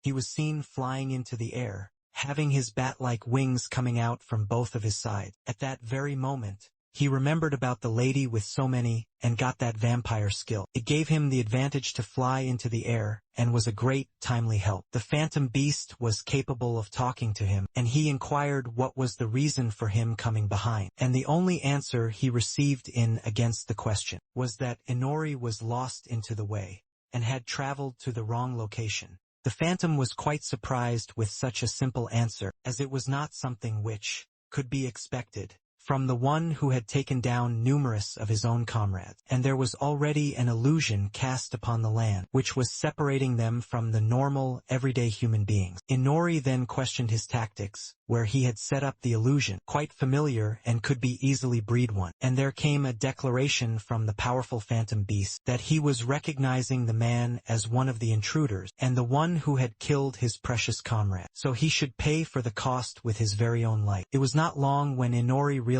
that those words clarified that this place was really something important for them, so there must be something precious hidden inside it, too. As to answer his curiosity, the phantom beast gave him it as a final gift, because he believed that Inori was going to travel to the afterlife. He clarified that this place was something which they had made a sacred pact with the powerful witch, and according to it, the witch had given them the sacred duty to protect that land, and which is why they were working with their very best in order to eliminate the tough, invading monsters. In the eyes of the powerful phantom beast, even Inori was considered to be a simple intruder, and shall be eliminated at once. And he then ordered him to stay completely still to receive a peaceful death. In case if he moved, then it would be a very miserable death. The phantom beast then stopped in between his attack, as he was completely confused by the regenerative abilities of the strange boy, which had already grown his completely torn arm back into a full one. The phantom was realizing that the boy was not an ordinary person at all. He tried to attack him once again, as he believed that there was no reason left to make him live any further. And as he tried to attack, Inori looked like he was off guard once again. Inori somehow managed to dodge the vicious attack, using his abilities to read his further, deadly movements, but it was surely going to be hard to escape from this. He immediately ran off into the dark air, Furthermore, since he was not having the ability to fly any higher, he decided to get an escape through the forest under the deep roots. It looks like that the phantom beast was already prepared with it, and as soon as Inori tried to do the very same, he attacked him with sharp, deadly arrows from his tail, and it worked pretty well, as those arrows were enough to break entire trees in one single attack. The phantom beast was looking quite furious in his current, enraged self, as his eyes were glowing with a pure intent to kill. And Inori was the one who was lying on the cold floor, being defeated and hurt with the powerful attack. It looked like it was going to be the final, devastating blow, where the product was not going to be able to move any further, and the attack landed with pinpoint, deadly precision. Once again, he dodged the attack at the very last moment, wondering about the way to find an escape, as his continuous run was about to end, as he could see the massive waterfall, which was the end of the sprawling forest. But it looked like that the phantom beast had something else planned in his way, and it attacked him once again from high above, using his skills of the tail, which were pinpointing. The regenerative abilities were the same word, reducing time by time, and the phantom beast was having the last cruel laugh, which screamed to let the boy die, and tried to attack him once again. On the other hand, an Ore mugged out of nowhere, and then launched a surprise attack from his shadow ability, in the form of massive wood arrows, something large enough to even make the powerful phantom beast retreat. He had not expected such a great and powerful attack from a human like him, which had used his powerful weapon, casting abilities to form those sharp, deadly arrows. Under the shadow through the surrounding woods, he had crumbled in the beginning. However, it was not like that. The protagonist was completely out of danger, with the help of those powerful arrows, but the epic battle was going to continue. The phantom beast had an angry, furious look on his face, and as that beast was trying to approach him, Inori realized that, even though he could use his teleportation magic to escape, he was willing to use his hypnosis effect before, and surely just tore a different magic circle into his eye, to act into that manner of powerful teleportation, and which is why he decided to buy some precious time. Without wasting any further precious seconds, he crafted some of his magic skills, and then used his powerful domination onto it, shocking the phantom once again. In order to find an opening, he released all those knife attacks at once, and all of them were targeted to the body of the phantom, who was wondering what was that attack this time. Still, that beast was approaching him continuously, without having any real impact on its massive body, giving an intuition that he was really strong at the fast speed. The phantom again attacked him. However, Inori used his domination to create a powerful shield, and attack on the vital parts of the phantom. All those attacks were turning out to be completely useless, as it was sloppy and was not working on him at all. The phantom beast then again cast some of the needles from its tail, and Inori tried to defend against it, using the knife he was holding tightly in his hand. It was pretty visible that he was on the back foot at this very time, and soon Inori realized through one of the steps by the arrow that he just needed to protect his legs and heart to escape, and he could take all other attacks right on his body, which will be instantly cured due to his regenerative abilities. The phantom beast was having a toil on his nerves, as he had never expected that there would be a human, which would exist along with him, who could face him for this long. He was calling the guy a persistent one, while Inori used his dark web skill to restrict the movements of that phantom beast inside his own area. Those webs were strangled around the tree's forest, and as soon as the beast tried to attack him, he was caught up into the trap, and was not able to move any further or to catch up to Inori. In pure anger, he just growled, and Inori laughed. However, that laugh was not meant to be. As soon those webs strangling were removed, as using his sheer raw strength, the wolf had broken all the trees and relieved himself from that web. The mythical beast was truly something which could not be taken as a normal, everyday monster, and it was also quite unexpected for Inori that the beast was able to escape through those dark silk webs. In the end, he decided to use his trump card. However, it looked like that he was not having enough time, as the phantom beast again tried to attack him, using his sharp arrows from the tail. Inori decided to run away, and he was being followed up by the phantom continuously. And during all that time he was planning on something, wishing that it would finally work. Out of nowhere, Inori decided to climb on the tree at intense speed, and then, after reaching to the air, It gave a signal to the Phantom that it was a truly foolish move, as he was never, ever going to escape through. In the midair, he would like to be an easy target, and the Phantom tried to attack him once again, using the sharp arrow blades from his style. Inori was not left with any other possible move. Inori, on the other hand, used his left yellow eye to cast a powerful magic circle, which was pointed to the dark web he had been created, once again as a cunning trap.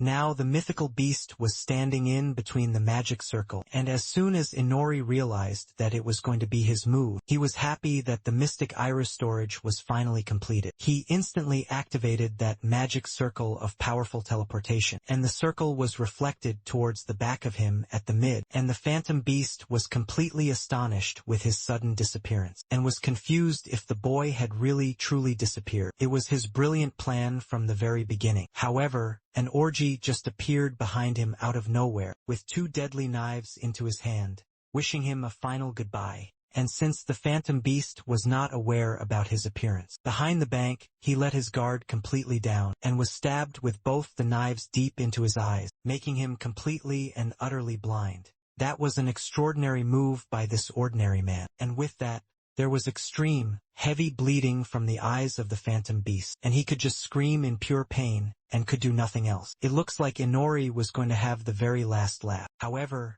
he might have not considered the raw power held by the mythical beast, which just broke the complete forest with a single loud scream of anger. Even though he tried to attack Inori using his tail, he again used his teleportation to change his location. And at that very moment, the mythical beast was truly not able to identify the location of Inori. He realized that the only thing that the beast was using to pinpoint his location was his powerful scent, and it was truly visible through his complete body. The killing intent that was held by the beast was completely and utterly overwhelming, and it tried to attack him once again into the midair. But Inori decided to finally back off. He used his teleportation skill once again to disappear from the very location, while the mythical beast was just left, with a wooden branch deep into his face, with no Inori having it. He soon realized that the boy had escaped from the mid-air, from his own land, after hurting him and not being the prey. The teleportation magic worked well, and he was teleported back to his home, completely tired of the epic battle and hurt with the continuous strikes. This side he had planned for, even though he was just injured. His plan was to defeat that beast at last in the very next battle. From that day onwards, inside the royal palace, Ori had now started working on his powerful equipment, and he even used his shadow skills to infiltrate the Fifth Army to obtain some precious metals. He got his hand on some of the finest sources and the material that could be used for the dire emergencies. From the emergency, at the moment when he was going to fight the phantom beast, somehow, he was also able to grab on some of the tail hairs of that powerful beast, which had several strengths including crystallization, hardening, and many others. In short, Inori, using his powerful red eye, came to know that the fur could change its characteristics when it was exposed to magic, and that attack was not going to work when he was going to be covered in some kind of stuff. He immediately changed his characteristics and then used the yellow domination on those for willing to make a powerful weapon out of it. And as soon as he used his weapon creation, he casted the silk web technique to perform that form into one of his powerful new weapons. The new web that he has formed was something which should not be torn at any amount of force because of the crystallization technique. And the substance that he had obtained at the moment was something which even the phantom base will not be able to come out of. He used his physics, used those threads in order to forge a new club, using his weapon creation technique, having several properties into self-hardening, crystallization, and many others. That love has even other characteristics, including making a certain part with powerful magic circles. At the right moment, he came up with a different, brilliant idea, and in the very next thing, he was seen wearing a complete dress into a suit up to high standards, because the man was going to be ready for his sweet revenge. His eyes were filled with the overwhelming, raw intent to kill, and he called that time the perfect time for his revenge. The epic battle once again started in the dark forest, as Inori used his teleportation magic to lay directly to the area of the powerful phantom beast. The phantom beast instantly felt his powerful scent, and there, Inori was all suited up for the epic battle against him. With his brand new code, the phantom beast had already lost his sight and was only relying on his powerful sense of smell, and he was furious that the boy again visited his sacred land, showing a complete, utter sense of shamelessness. He tried to mark him on the eyes. However, the phantom beast was in no mood for any jokes, and he instantly launched his powerful attack. The accuracy without seeing was completely and utterly unbelievable. In this time, the phantom beast had decided to take on the life of this human being who had tried to trespass his territory twice. Even after the final warning, Inori felt that his intent to kill was far beyond his pain of the eye loss, and so he also went for the better, with an intent and a fierce determination to kill that guy. This time for sure, the phantom beast tried to attack him once again, while he used his shadow casting technique to call for some of the powerful dark wolves, with a red aura surrounding them and red, glowing eyes to attack. Those creatures instantly attacked on the powerful phantom beast, and he was pretty confused about what had just happened. Those dark wolves were grabbing on some of the parts of the phantom beast combined, and the man clarified that through the same, he could easily identify that those beasts were none other than his very own comrades, who were trying to attack him. The phantom beast's anger raised to another, higher level, to see that the boy was using his own comrades as a toy to attack him right away, and clarified by himself with a smile on his face that he had made them his servant in order to use them. The phantom was again increased with those powerful words, and he took down his own comrades with just one loud, angry scream, and then attacked on an Orif with the help of the fur, pinpointing towards his body in order to slice him into 2 hours. On the contrary, that attack did not work well at all on Inori, as his complete body was covered with the powerful suit made by the threads of the phantom beast, strong enough not to be sliced or damaged at all. The phantom continued its continuous strike on his body, with some very strong attacks, while Inori used the comrades of black wolves to attack and harm the concentration of the phantom beast. Then, when Inori was lying on the cold floor, having no intent to attack even more, the phantom beast, identifying the position, decided to deliver the final blow. I have a little line that it was pretty much very early for, as Inori used his powerful teleportation magic once again to deviate from the given location, leaving the phantom beast with just wood on in his mouth. He once again had escaped, and it was pretty ridiculous as he was doing the same again and again. Inori was then seen high into the sky, covered up by the teleportation magic right above his head, and as soon as the fan realized the same, he tried to jump in order to catch him into the mid-air, leaving him no chance to escape at all. The diagnosis did not dodge this powerful attack, and he stayed at his current position, to tell that he might have judged it completely wrong. As for that moment, there were the powerful web strings which were protecting him, and so when the venom beast tried to attack him, he was turned down by those powerful strings onto the floor, leaving Inori high above in the sky. The phantom realizes that it must be his own comrades, who are being controlled by Inori, who had cast those strings all around the area, because he was never able to identify the sense of his own comrades as enemies. Inori was still hanging in the sky, being guarded by those powerful strings, and the phantom beats was much more interested in doing what the man had really done. Without wasting much more time, he revealed with a glitter in his eyes, that those strings were made by his very own, for he would never be able to escape from it.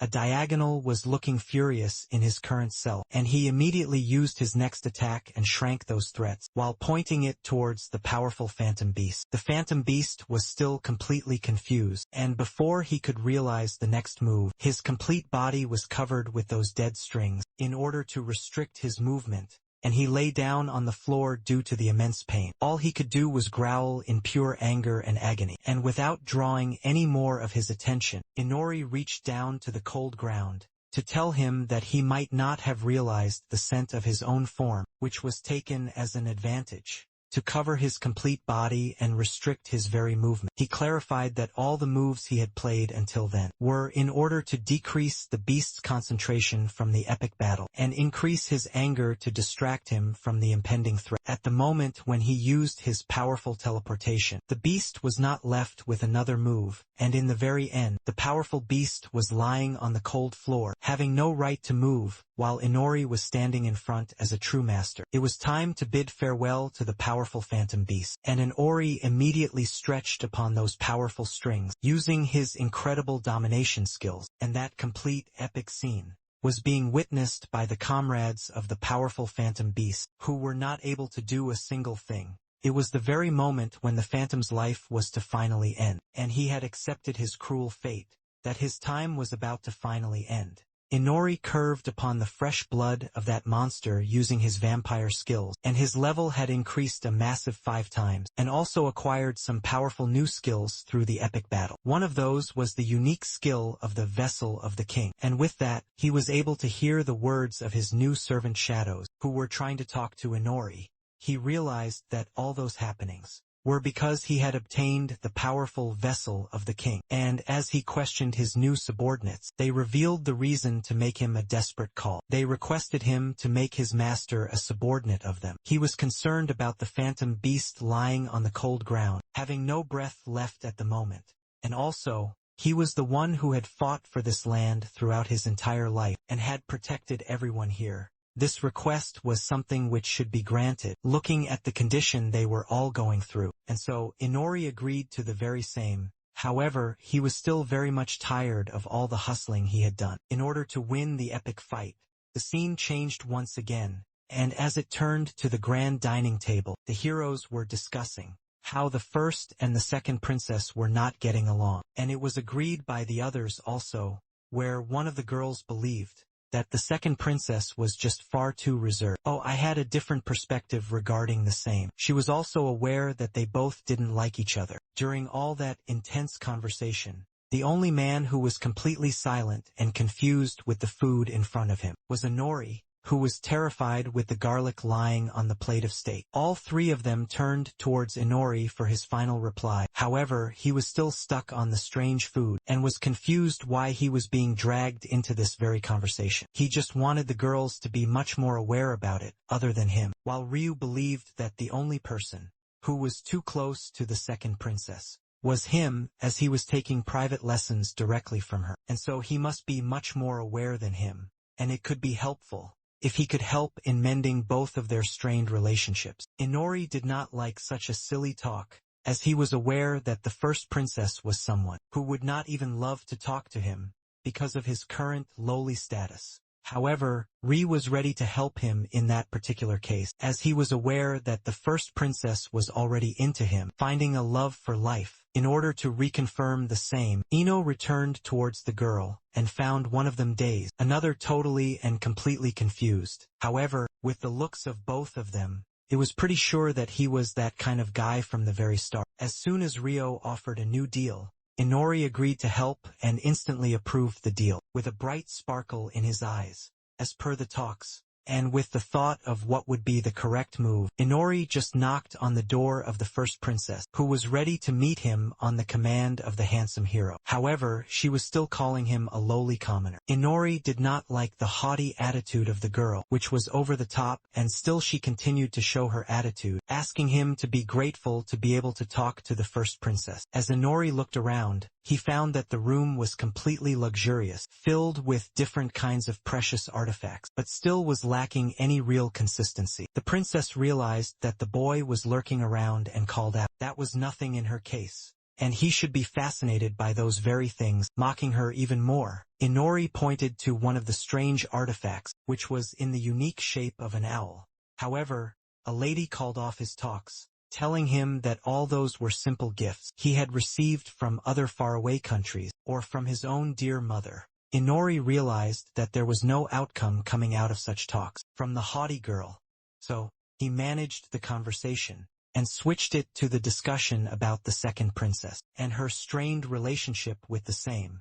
But the lady just turned him down, saying that there was no concern in her heart regarding that girl, and it was a confirmation that the conversation was going to get nowhere. Amanda was not even worried about Elia in the very first place, and when Inori showed his genuine concern about making both of them meet in a single neutral place, the girl immediately denied it, as her true intentions were not clear. While playing with her hair and blushing, Inori had a different face when he heard those dismissive words, and he wanted to reconfirm.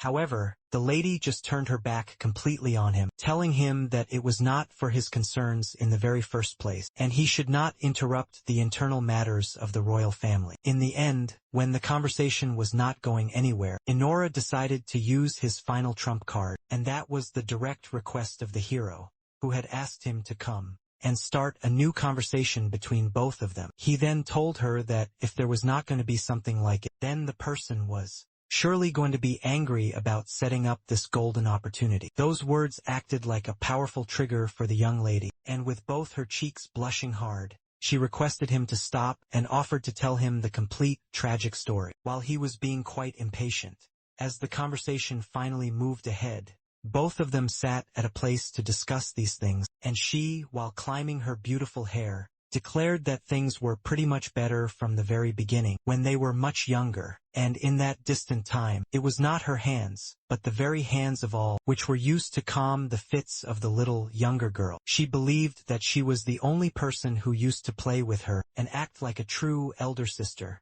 and she always followed her wherever she went, just like a loyal shadow. However, things changed drastically after some time, when Amanda started to notice that Elia was creating a huge distance, while she was covered in the huddle, and she was standing all alone. And at the moment when she turned 7, she was announced as the first princess, with the full right to inherit the sacred throne. And it was the point where the Great Wall was created between both of them. It was then revealed that Alia was not the real daughter of her mother. At that point, she felt that she was all away from her dear sister, and things were going to be much worse from then on. It was the very point when the relationship turned into a total disgrace. Against Inori, who listened very carefully, she continued that her training from then on was much stricter, in order to attain the royal throne. And it was then when she realized through her that the only and most kind person inside the whole royal family was her dear sister, alone, who had helped her at the time of her greatest need. During those difficult times she had thoughts where she requested the lady to be with her at the time. However, she was not. Her request had always been turned down by the cruel adults whenever she wanted to grow their relationship any further, because they were already aware of the terrible truth. And it was all while she was telling the tragic story that her hand was already down from her beautiful hair, and she had turned around her sad face. Inori instantly understood that all that haughty attitude and other behavior was just because the lady was influenced by others, and even the current decoration of her complete room was telling the very same sad story, where her true, real self was hidden somewhere deep, and something else was depicted upon her. Everything, along with the expensive furniture, was provided in order to cast and brainwash the little, innocent girl, and the only way for her to stand in the middle along with the others was to act like an adult and with having this very haughty attitude. The lady, as soon as she had completed her sad story, was waiting for him to offer some comforting words, as she was wishing to hear some wise advice. However, Inori was still under the thought that her intense pride was just a part of her complex nature, but not the true self of her real, hidden identity. He, out of nowhere, declared the lady to be the sister. It was confusing for her, as she had not expected something like that. She was concerned about what that simple act would yield, and what others would start to think if something like that ever happened. However, Inori remarked that there might not be a single country.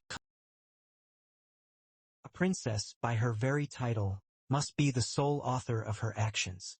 Her will must not be swayed by others. Those potent words struck a deep chord within the girl. A chilling realization about her elder sister then consumed her thoughts. If this rift continued, her sister would face unimaginable peril. Inori confirmed her fears. There was indeed a profound misunderstanding clouding the first princess's judgment. Confronted with this truth, she fell silent, her pout a silent concession in the face of Inori's wisdom. Finally, she consented to weigh his counsel carefully, and for the first time in what felt like an eternity, she thanked him. Departing the room, Inori summoned the maid who watched him intently. He gave her a set of critical instructions to execute. The maid's expression soured, her reluctance was palpable. Yet, bound by duty, she was compelled to deliver the weighty message. Observing her face, Inori knew this reaction was to be expected. After all, she was the loyal servant of the second princess. The scene shifts as a new dawn breaks. In the crisp morning air, the second princess's maid arrived to summon Inori. She carried a decree from her mistress, the second princess. He was being called to attend a lesson, she said.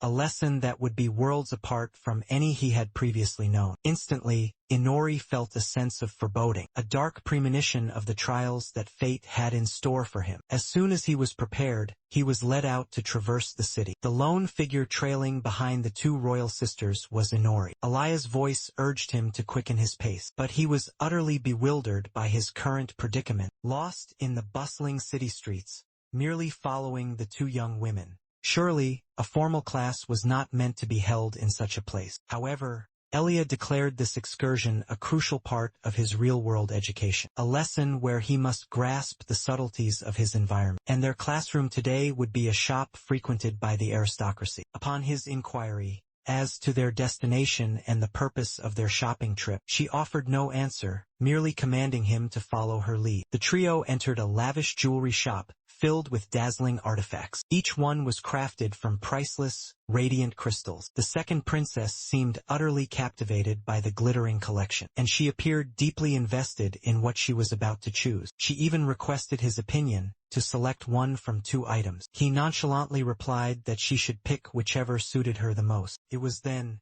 that she dropped a bombshell. Her purchase was not for herself. With those words, Inori was plunged into a state of confusion. The maid then approached him directly, to inform Inori that the gift she was choosing was intended as a peace offering for the first princess. This was her response after receiving his message. As soon as she had absorbed his words, she resolved to purchase something special for her younger sister. Upon grasping the full extent of the situation, he was also told the only reason she sought his advice was because he had met her and might know what best suited her taste, or what sort of precious items she truly treasured. Inori himself was uncertain about what he had observed. He couldn't recall what kinds of artifacts he had witnessed inside the first princess's chambers, and he was certain she would cherish any gift from her sister. His true thought revealed his perspective, that it wasn't about the specific item she would give, because in his eyes any selection she made would be the absolute perfect choice for her younger sister. His words were kind, yet secretly,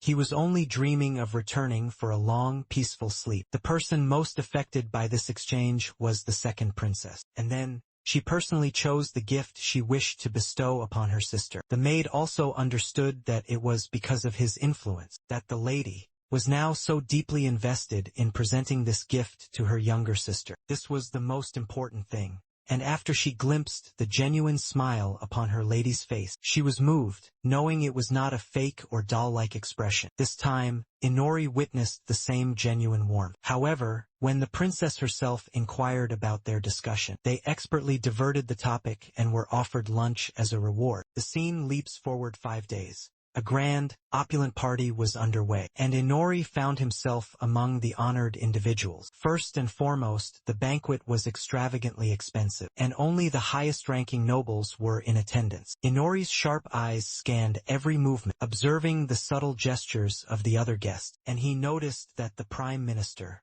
was excessively preoccupied with the security detail. His gaze immediately darted to locate the second princess's position, and quite unexpectedly, she was hiding behind a grand pillar, appearing incredibly anxious and tense. She was hesitating to even approach her younger sister. Amanda was currently engaged in conversation with the Kermit hero, while Inori plotted a strategy to reclaim his precious holiday. Overwhelmed with anxiety, Elia turned to Inori, pleading for guidance. He dryly reminded her of her boldness when she kicked him from behind, without a single thought for the potential disastrous consequences. She remained frozen, trapped in a spiral of indecision. In that moment, Inori simply shoved her towards the first princess, and the chasm that separated the two of them began to shrink with every passing, heart-pounding second. Everyone present was absolutely dumbfounded by such a brazen move. It seemed as though none of them desired this reunion to happen. Inori was the only one who remained impassive and silent, acting as if he had played no part in this unfolding drama. An intensely awkward moment hung in the air between the two sisters, while the elder one nervously concealed the present behind her back. Scandalized whispers erupted throughout the crowd, much to Inori's annoyance. To him, it was merely a normal meeting between two estranged sisters,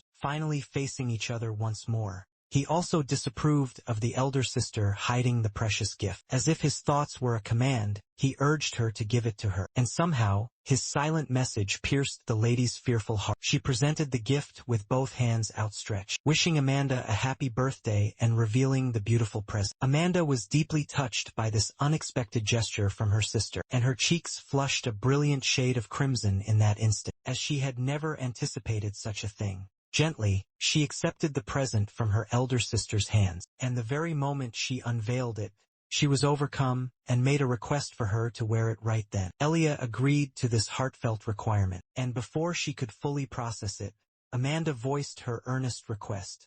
Once more, hearing the gentle command, the elder sister carefully placed it upon the younger girl's head, and it looked absolutely breathtaking.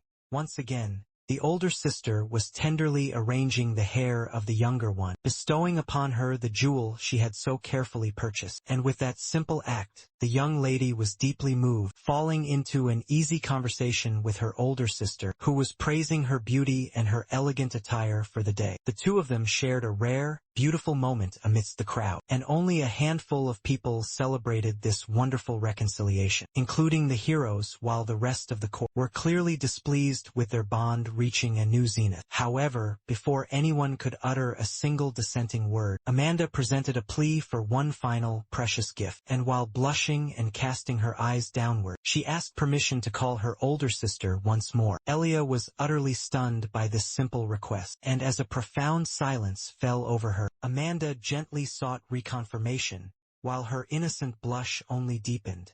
In that powerful moment, Elia was consumed by a torrent of flashbacks of how she used to lovingly care for her little sister. All those cherished memories were enough to bring forth tears, streaming freely down from her eyes, and she granted the request with the purest joy. Present at this moment also with tears, the youngest sister could no longer restrain her emotions. Without paying any mind to the stunned onlookers, she threw herself forward, and the two sisters, with tears of joy in their eyes, embraced. That was a truly magnificent moment for everyone, and one of the most priceless scenes in this entire epic saga. Now, the deep-seated problem was truly resolved after witnessing such a spectacle. Even the mighty king and the elegant queen had tears of pure emotion rolling down from their eyes. The hero was immensely pleased with Inori's masterstroke, as he had performed flawlessly, while he was more concerned about his prize, a reward for all the arduous work he had just accomplished. Until that moment, just the simple thought of the conversation, giving a reassurance for achieving his goal, made him glad that the two princesses had finally reconciled, as matters were certain to become much more manageable. From there on, Inori deduced that the character the hero embodied was far more virtuous than a typical person, and without giving it a second thought, he excused himself and slipped away to get some much-needed fresh air. Stepping outside while he was standing alone on the balcony, the second princess silently approached him from behind, and then, very softly, thanked him for the invaluable guidance he had provided during this time. And there, she expressed her desire to continue their discussion, a request which Inori granted without a moment's hesitation. Palpable connection sparked. There was a silent exchange of powerful emotions between the two, and it felt very much like a scene between a fated couple. While the girl found herself on the defensive, blushing deeply at the boy's charismatic and flirtatious words. But something sinister was brewing deep within the party hall, as a crimson stain appeared, leaving the oblivious guests bewildered. And it wasn't long before blood-curdling screams reached the two, who were standing peacefully outside. Without a single moment of delay, they both resolved to rush back inside.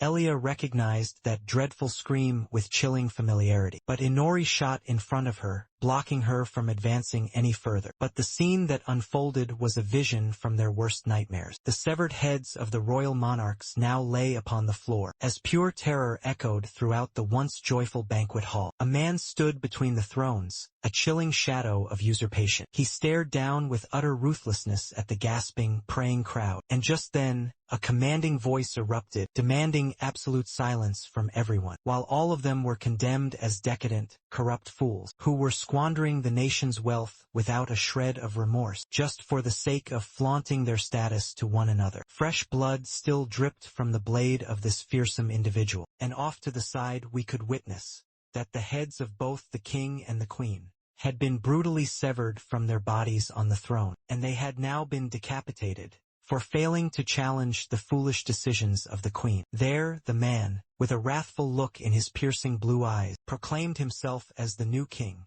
His name was Vidaray, and then he declared Akida to be the new queen. None of them could believe that this girl would step forward and reveal herself as a key part of the rebellion. On the other hand, the current princess, Amanda, had already collapsed beside the decapitated head of her mother, who had just been overjoyed by the reunion of her two daughters. Consumed by an absolute, blinding rage, she began to radiate a formidable purple aura from her body, and she was certainly not pleased with this horrific turn of events. Her fury finally reached its boiling point, and she began to conjure a devastating ball of magic in her hand, with the intent to annihilate both of the traitors in a single blow. However, the rebel lady was more than prepared for a fight against one of the most powerful women in the entire kingdom, and she lunged forward and severed the girl's arm with a single lightning-fast sword strike, leaving her utterly stunned. Her severed hand was sent flying high into the air. Left with nothing, the girl collapsed to the ground, and so did the precious gift from her sister. Three of the heroes desperately tried to intervene in the chaos, to rescue the girl from her terrible suffering. However, their advance was immediately halted by Akida, who commanded all of them to stand down or forfeit their very lives. The rebel girl's cold steel sword was still pressed to the princess's neck. In the searing heat of the confrontation between the two of them, the newly declared queen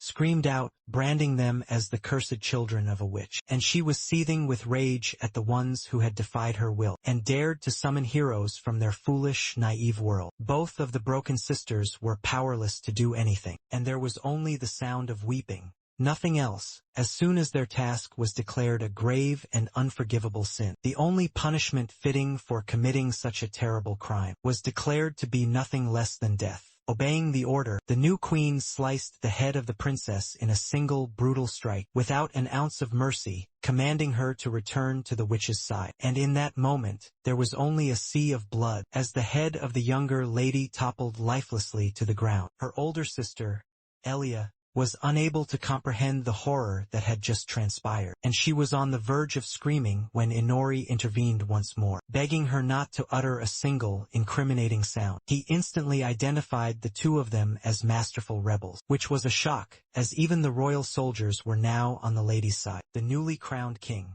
immediately commanded the commoners to give those guests, who had arrived with such high status, their just deserts of suffering, and to punish them by any and all means they desired. None of them were able to react in that brief, chaotic moment, and soon, each and every one of them was sent to the witch's side, with their heads mercilessly sliced from their bodies. The men were the ones receiving a form of punishment that they could never have anticipated, while the new king simply savored the horrific sight, as it was merely the bitter fruit he was delivering for all the terrible sins these individuals had committed, in the form of extravagance and cruel discrimination. Inori was still desperately trying to silence the elder sister, who had just witnessed her entire family being brutally wiped out for the crime of spending a few gold coins without proper authorization. He urgently warned her that if even a single word escaped her lips, then it would surely mean her own immediate death. In that desperate moment, he presented her with a grim choice, either to die a meaningless death right here and now, or to fight for survival and escape from this hellish location. Elia was still paralyzed, contemplating the impossible choice before her, while on the other side of the hall,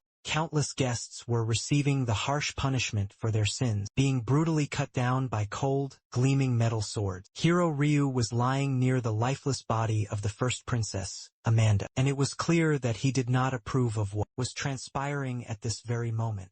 Out of sheer, uncontrollable rage, he screamed in defiance of the declaration that someone deserved to die for this atrocity. And to appease his fury at that moment, Vittorio coldly informed the naive young hero that everything he had just witnessed was simply justice, something which had been stolen from their lives, and that he was completely ignorant of the true state of affairs. Ryu's heart remained unchanged, and he still passionately believed that there was no justification for resorting to such a brutal and horrific act. To make him understand the grim reality even further, he told him that if he only saw the true, desperate condition of the nation, where the impoverished masses were still starving for a single bite of bread, he would finally understand what was truly happening, while the decadent nobles were indulging in lavish feasts with gold coins, whenever they pleased at a moment's notice. The new queen then erupted, her chilling blue aura flaring as she issued a challenge to the hero, warning him to either calm his rage or lose his own life. It appeared that Ryu was fully prepared to resist her command, and he, without a moment of hesitation,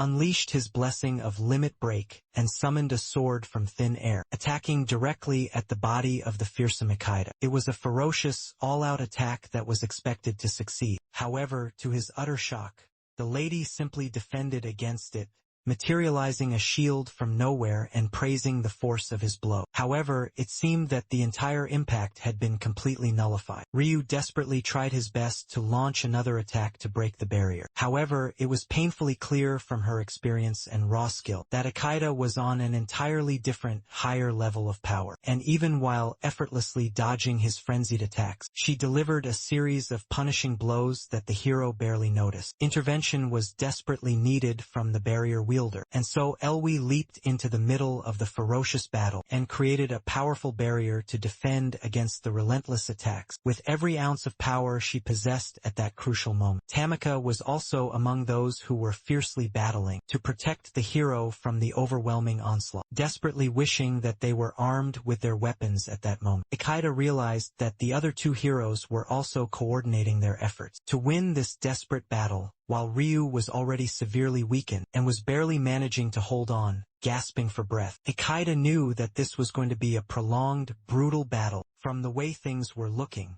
while she was fully engaged in her duel with the hero Ryu, it was abundantly clear that she held the upper hand in the fight right now, and she even informed the hero that defeat was inevitable for him, so he should just surrender now. Her ultimate goal was to capture Elia after subduing all of them. While Elia was shedding desperate tears out on the cold balcony, agonizing over what her next move should possibly be, Inori interrupted her despair to inform her of the dire situation, of the terrible things that were currently unfolding, and he warned her that if she remained there any longer, then she would most certainly die. So she had to choose the other option and escape. From there, it seemed that the girl was already on the brink of giving up. Inori, left with no other choice, forcefully reminded her that she must not surrender, not yet. And then, a vivid flashback of her little sister appeared, walking happily beside her, holding hands tightly together. As soon as those cherished flashbacks ignited within her, she immediately resolved not to give up. She was going to survive, for the sake of her beloved Amanda, being absolutely certain of what her next crucial move would be, and she was determined not to die a meaningless, worthless death. Inori was pleased with her newfound declaration, and he decided to aid her in her desperate escape, and then refused to address her as the second princess anymore. He chose to call her by her true name, Elia. While the brutal battle was still raging on inside, Ryu was clearly on the defensive, and soon, his summoned sword was also shattered by a powerful strike from Ikeda. He was left with no other options, and before he could even comprehend her next move, a powerful kick was delivered straight to the hero's gut, launching him vertically, and it looked like this was his final defeat, as the others screamed out his name in terror, while the one emerging victorious was the triumphant Ikeda, standing tall. Tamako desperately tried to find a way to protect Ryu first. However, something completely unexpected occurred. As before she could even formulate a plan of action, Ikeda rushed forward at blinding speed,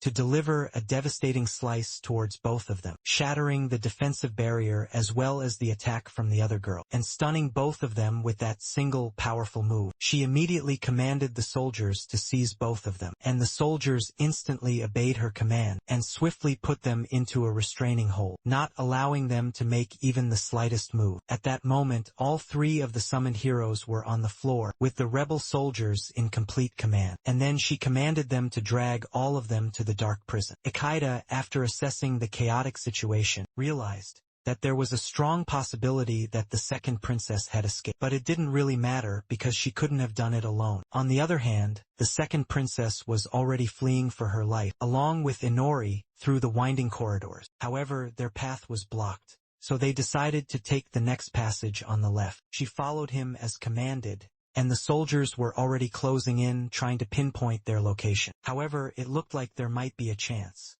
that Ikeda had been planning this elaborate trap from the very beginning. While she was lost in this dreadful thought, Inori pulled her from behind, urgently asking her if she could use magic, and if she could, then she must use it at the perfect moment. When three soldiers suddenly appeared from around the corner, Elia was stunned and pleaded to change their direction. However, that was no longer an option, as the soldiers were already positioned all around the corridor, lying in wait for them. Left with no other choice, she decided to go along with his desperate plan, and then used her magic to form a powerful spell. In her hand, she compressed the potent magic, and as the countdown of seconds reached its final, crucial point, she released her devastating attack in the form of a whirlwind, where three powerful magic orbs were unleashed at once. As soon as the soldiers revealed their positions, their entire faces were completely engulfed in the blinding magic ball. Out of sheer suffocation, all three of them collapsed to the ground, meeting their swift and silent death,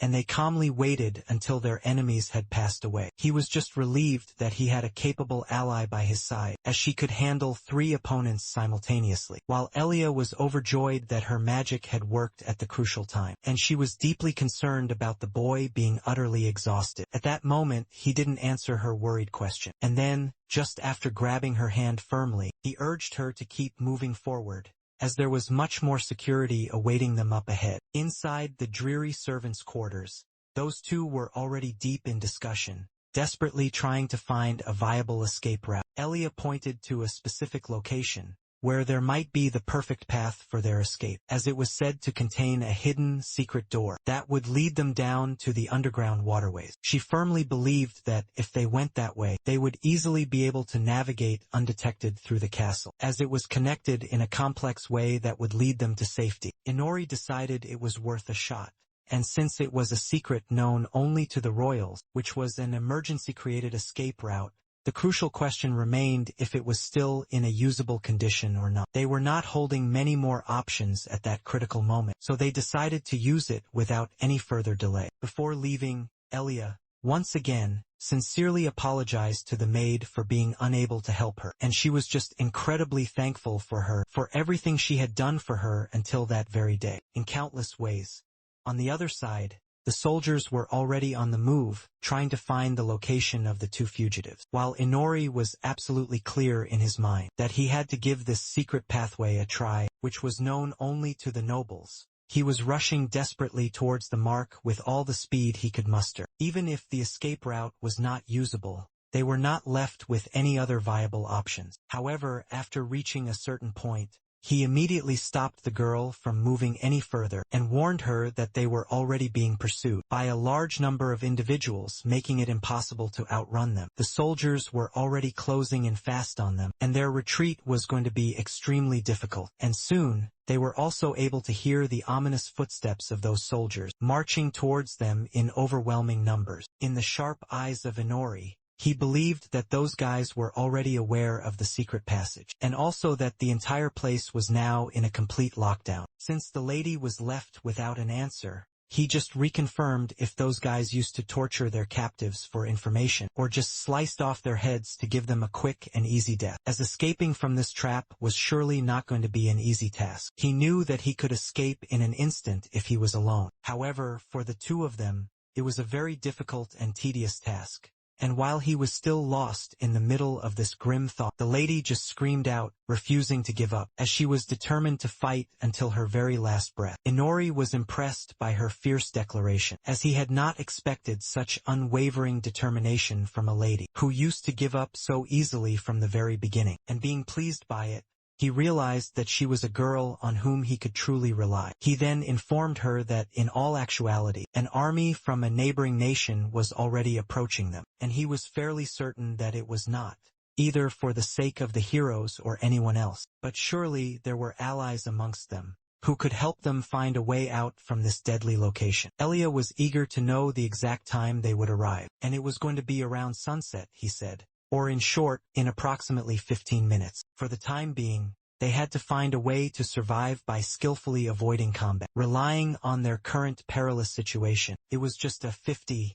chance that they were going to survive until that crucial time. And so, they decided to move towards the area where there were fewer soldiers to increase their slim chances of survival. Their desperate running was noticed by some of them, and they decided to pursue her relentlessly and attack her with a volley of magic arrows at once to secure her location. However, as soon as the deadly arrows were delivered, the lady used her formidable magic power in order to block all of them, as she was fiercely determined to ensure her survival for the next 15 minutes. Under any and all conditions, it seemed that the magic barrier was not sufficient to stop those deadly arrows from the relentless soldiers, and they did attack the body of the girl while delivering some painful slashes. Following his command, she turned right in order to avoid the incoming arrows, while the soldiers decided to give their all to completely surround them and not let them escape their trap. It was even tougher in order to protect their retreat, as they were moving much faster than he had originally imagined, and they were also arriving from the left passage, so he needed to find a way to block them off. Elia, upon hearing those urgent words, immediately cast a powerful barrier in the left pathway to stop those advancing soldiers, and they were confused by the magical barrier appearing out of nowhere, which they could not possibly break. However, one of them was much stronger and managed to get past the barrier, and even though those guys had somehow managed to avoid getting pincered, they were on the very brink of utter defeat. The sun was setting, just as he had predicted, and there were just a few precious seconds left, while both of them had reached a dead end. Elia was unable to comprehend what move they were going to make, as they didn't have a way out, and Inori informed her that they were not going to be able to escape, as they were already surrounded and hopelessly ambushed, and they needed to hold their ground for the next 3 agonizing minutes. Even 3 minutes was an impossibly tedious task, as the soldiers had already arrived in force, and they had armed themselves with deadly fire arrows. As soon as the flaming arrows were delivered, Elia decided to give it her all one last time, and cast a powerful magic barrier to stop those arrows, and she was successful for a moment. One of the commanders from the soldiers ordered them to charge once again, and they decided to keep attacking them with their bows and arrows, as they were well aware that the barrier was not going to last much longer, since both of them were already completely exhausted. The bows were loaded again, while Elia believed that her magic was not sufficient to stop one more deadly barrage, and was aware that in case she failed to avoid any of the incoming arrows, then there might be some fatal damage that could be delivered. As expected, when the arrows were delivered, they were pinpointed directly to her location. Her magic was not sufficient to stop them, and it ended in a massive blast. The soldiers were getting ready for the next brutal attack, and by that time, her magic was already completely exhausted, and she was not able to cast even a small, fragile barrier. When the next barrage was launched, she felt utterly helpless and was rapidly losing her strength. She desperately confirmed if the promised help was going to arrive. The soldiers were overjoyed that no counterattack was being effective, and to their cruel expectations, the second princess also collapsed weakly to the ground. Being completely helpless, Inori had already vanished from the location, while the second princess desperately tried to search for him. As she had not expected a cruel betrayal like this, she started screaming, trying to find out the location of the boy, and wondered if she was once again used as bait in order to escape. And her terrible doubts were increasing with every passing second, where she was raising serious concerns. if all of these things were just in order to create a time where she could be used to create an escape pathway. It looked like she was again losing all confidence in herself as she wondered if everything he said was a lie, while the soldiers again commanded for the next barrage of arrows in order to finish things off once and for all. The lady just accepted her cruel fate as it was not going to be any good, while as soon as the last ray of sunlight vanished, a dark, menacing aura was emitted, and there arrived Inori in his true self, wearing his complete, formidable set of clothes, telling her that it was now his time to win this bloody battle. Inori was waiting for the sunset from the very beginning, and the soldiers were confused as to how that oppressive darkness spread out. All of a sudden, none of them were able to see a single thing, but before they could even think to turn on the lights, a fearsome, dragon-like shadow appeared above them, and he commanded the phantom beast to take care of all of them at once. As commanded, the beast tried to attack them from above, while they were completely disoriented. And before they could even comprehend the grim reality of the situation, their heads were sliced clean off without a shred of mercy. Some of the soldiers still tried to show their brave resolve in order to face this new threat. However, it was of no use as they were also cut down, and were desperately trying to find a way to report this dire situation. Elia was also crawling on the ground in order to find out what was truly happening. However, the protagonist did not answer her, where the soldier was desperately calling for someone as backup. As soon as the terrified soldier turned back, he turned to see that Inori was present there, radiating a tremendous, terrifying aura around himself. Questioning the phantom beast if his order had been fulfilled, the phantom beast confirmed his master's orders were complete, calling them some pathetic, weak humans. And as the soldier was the only one remaining alive, he tried to flee from him, begging for mercy for his miserable life. Inori coldly reminded him how he had not shown any mercy on any of them the moment he was killing people inside like they were vegetables, and due to this even,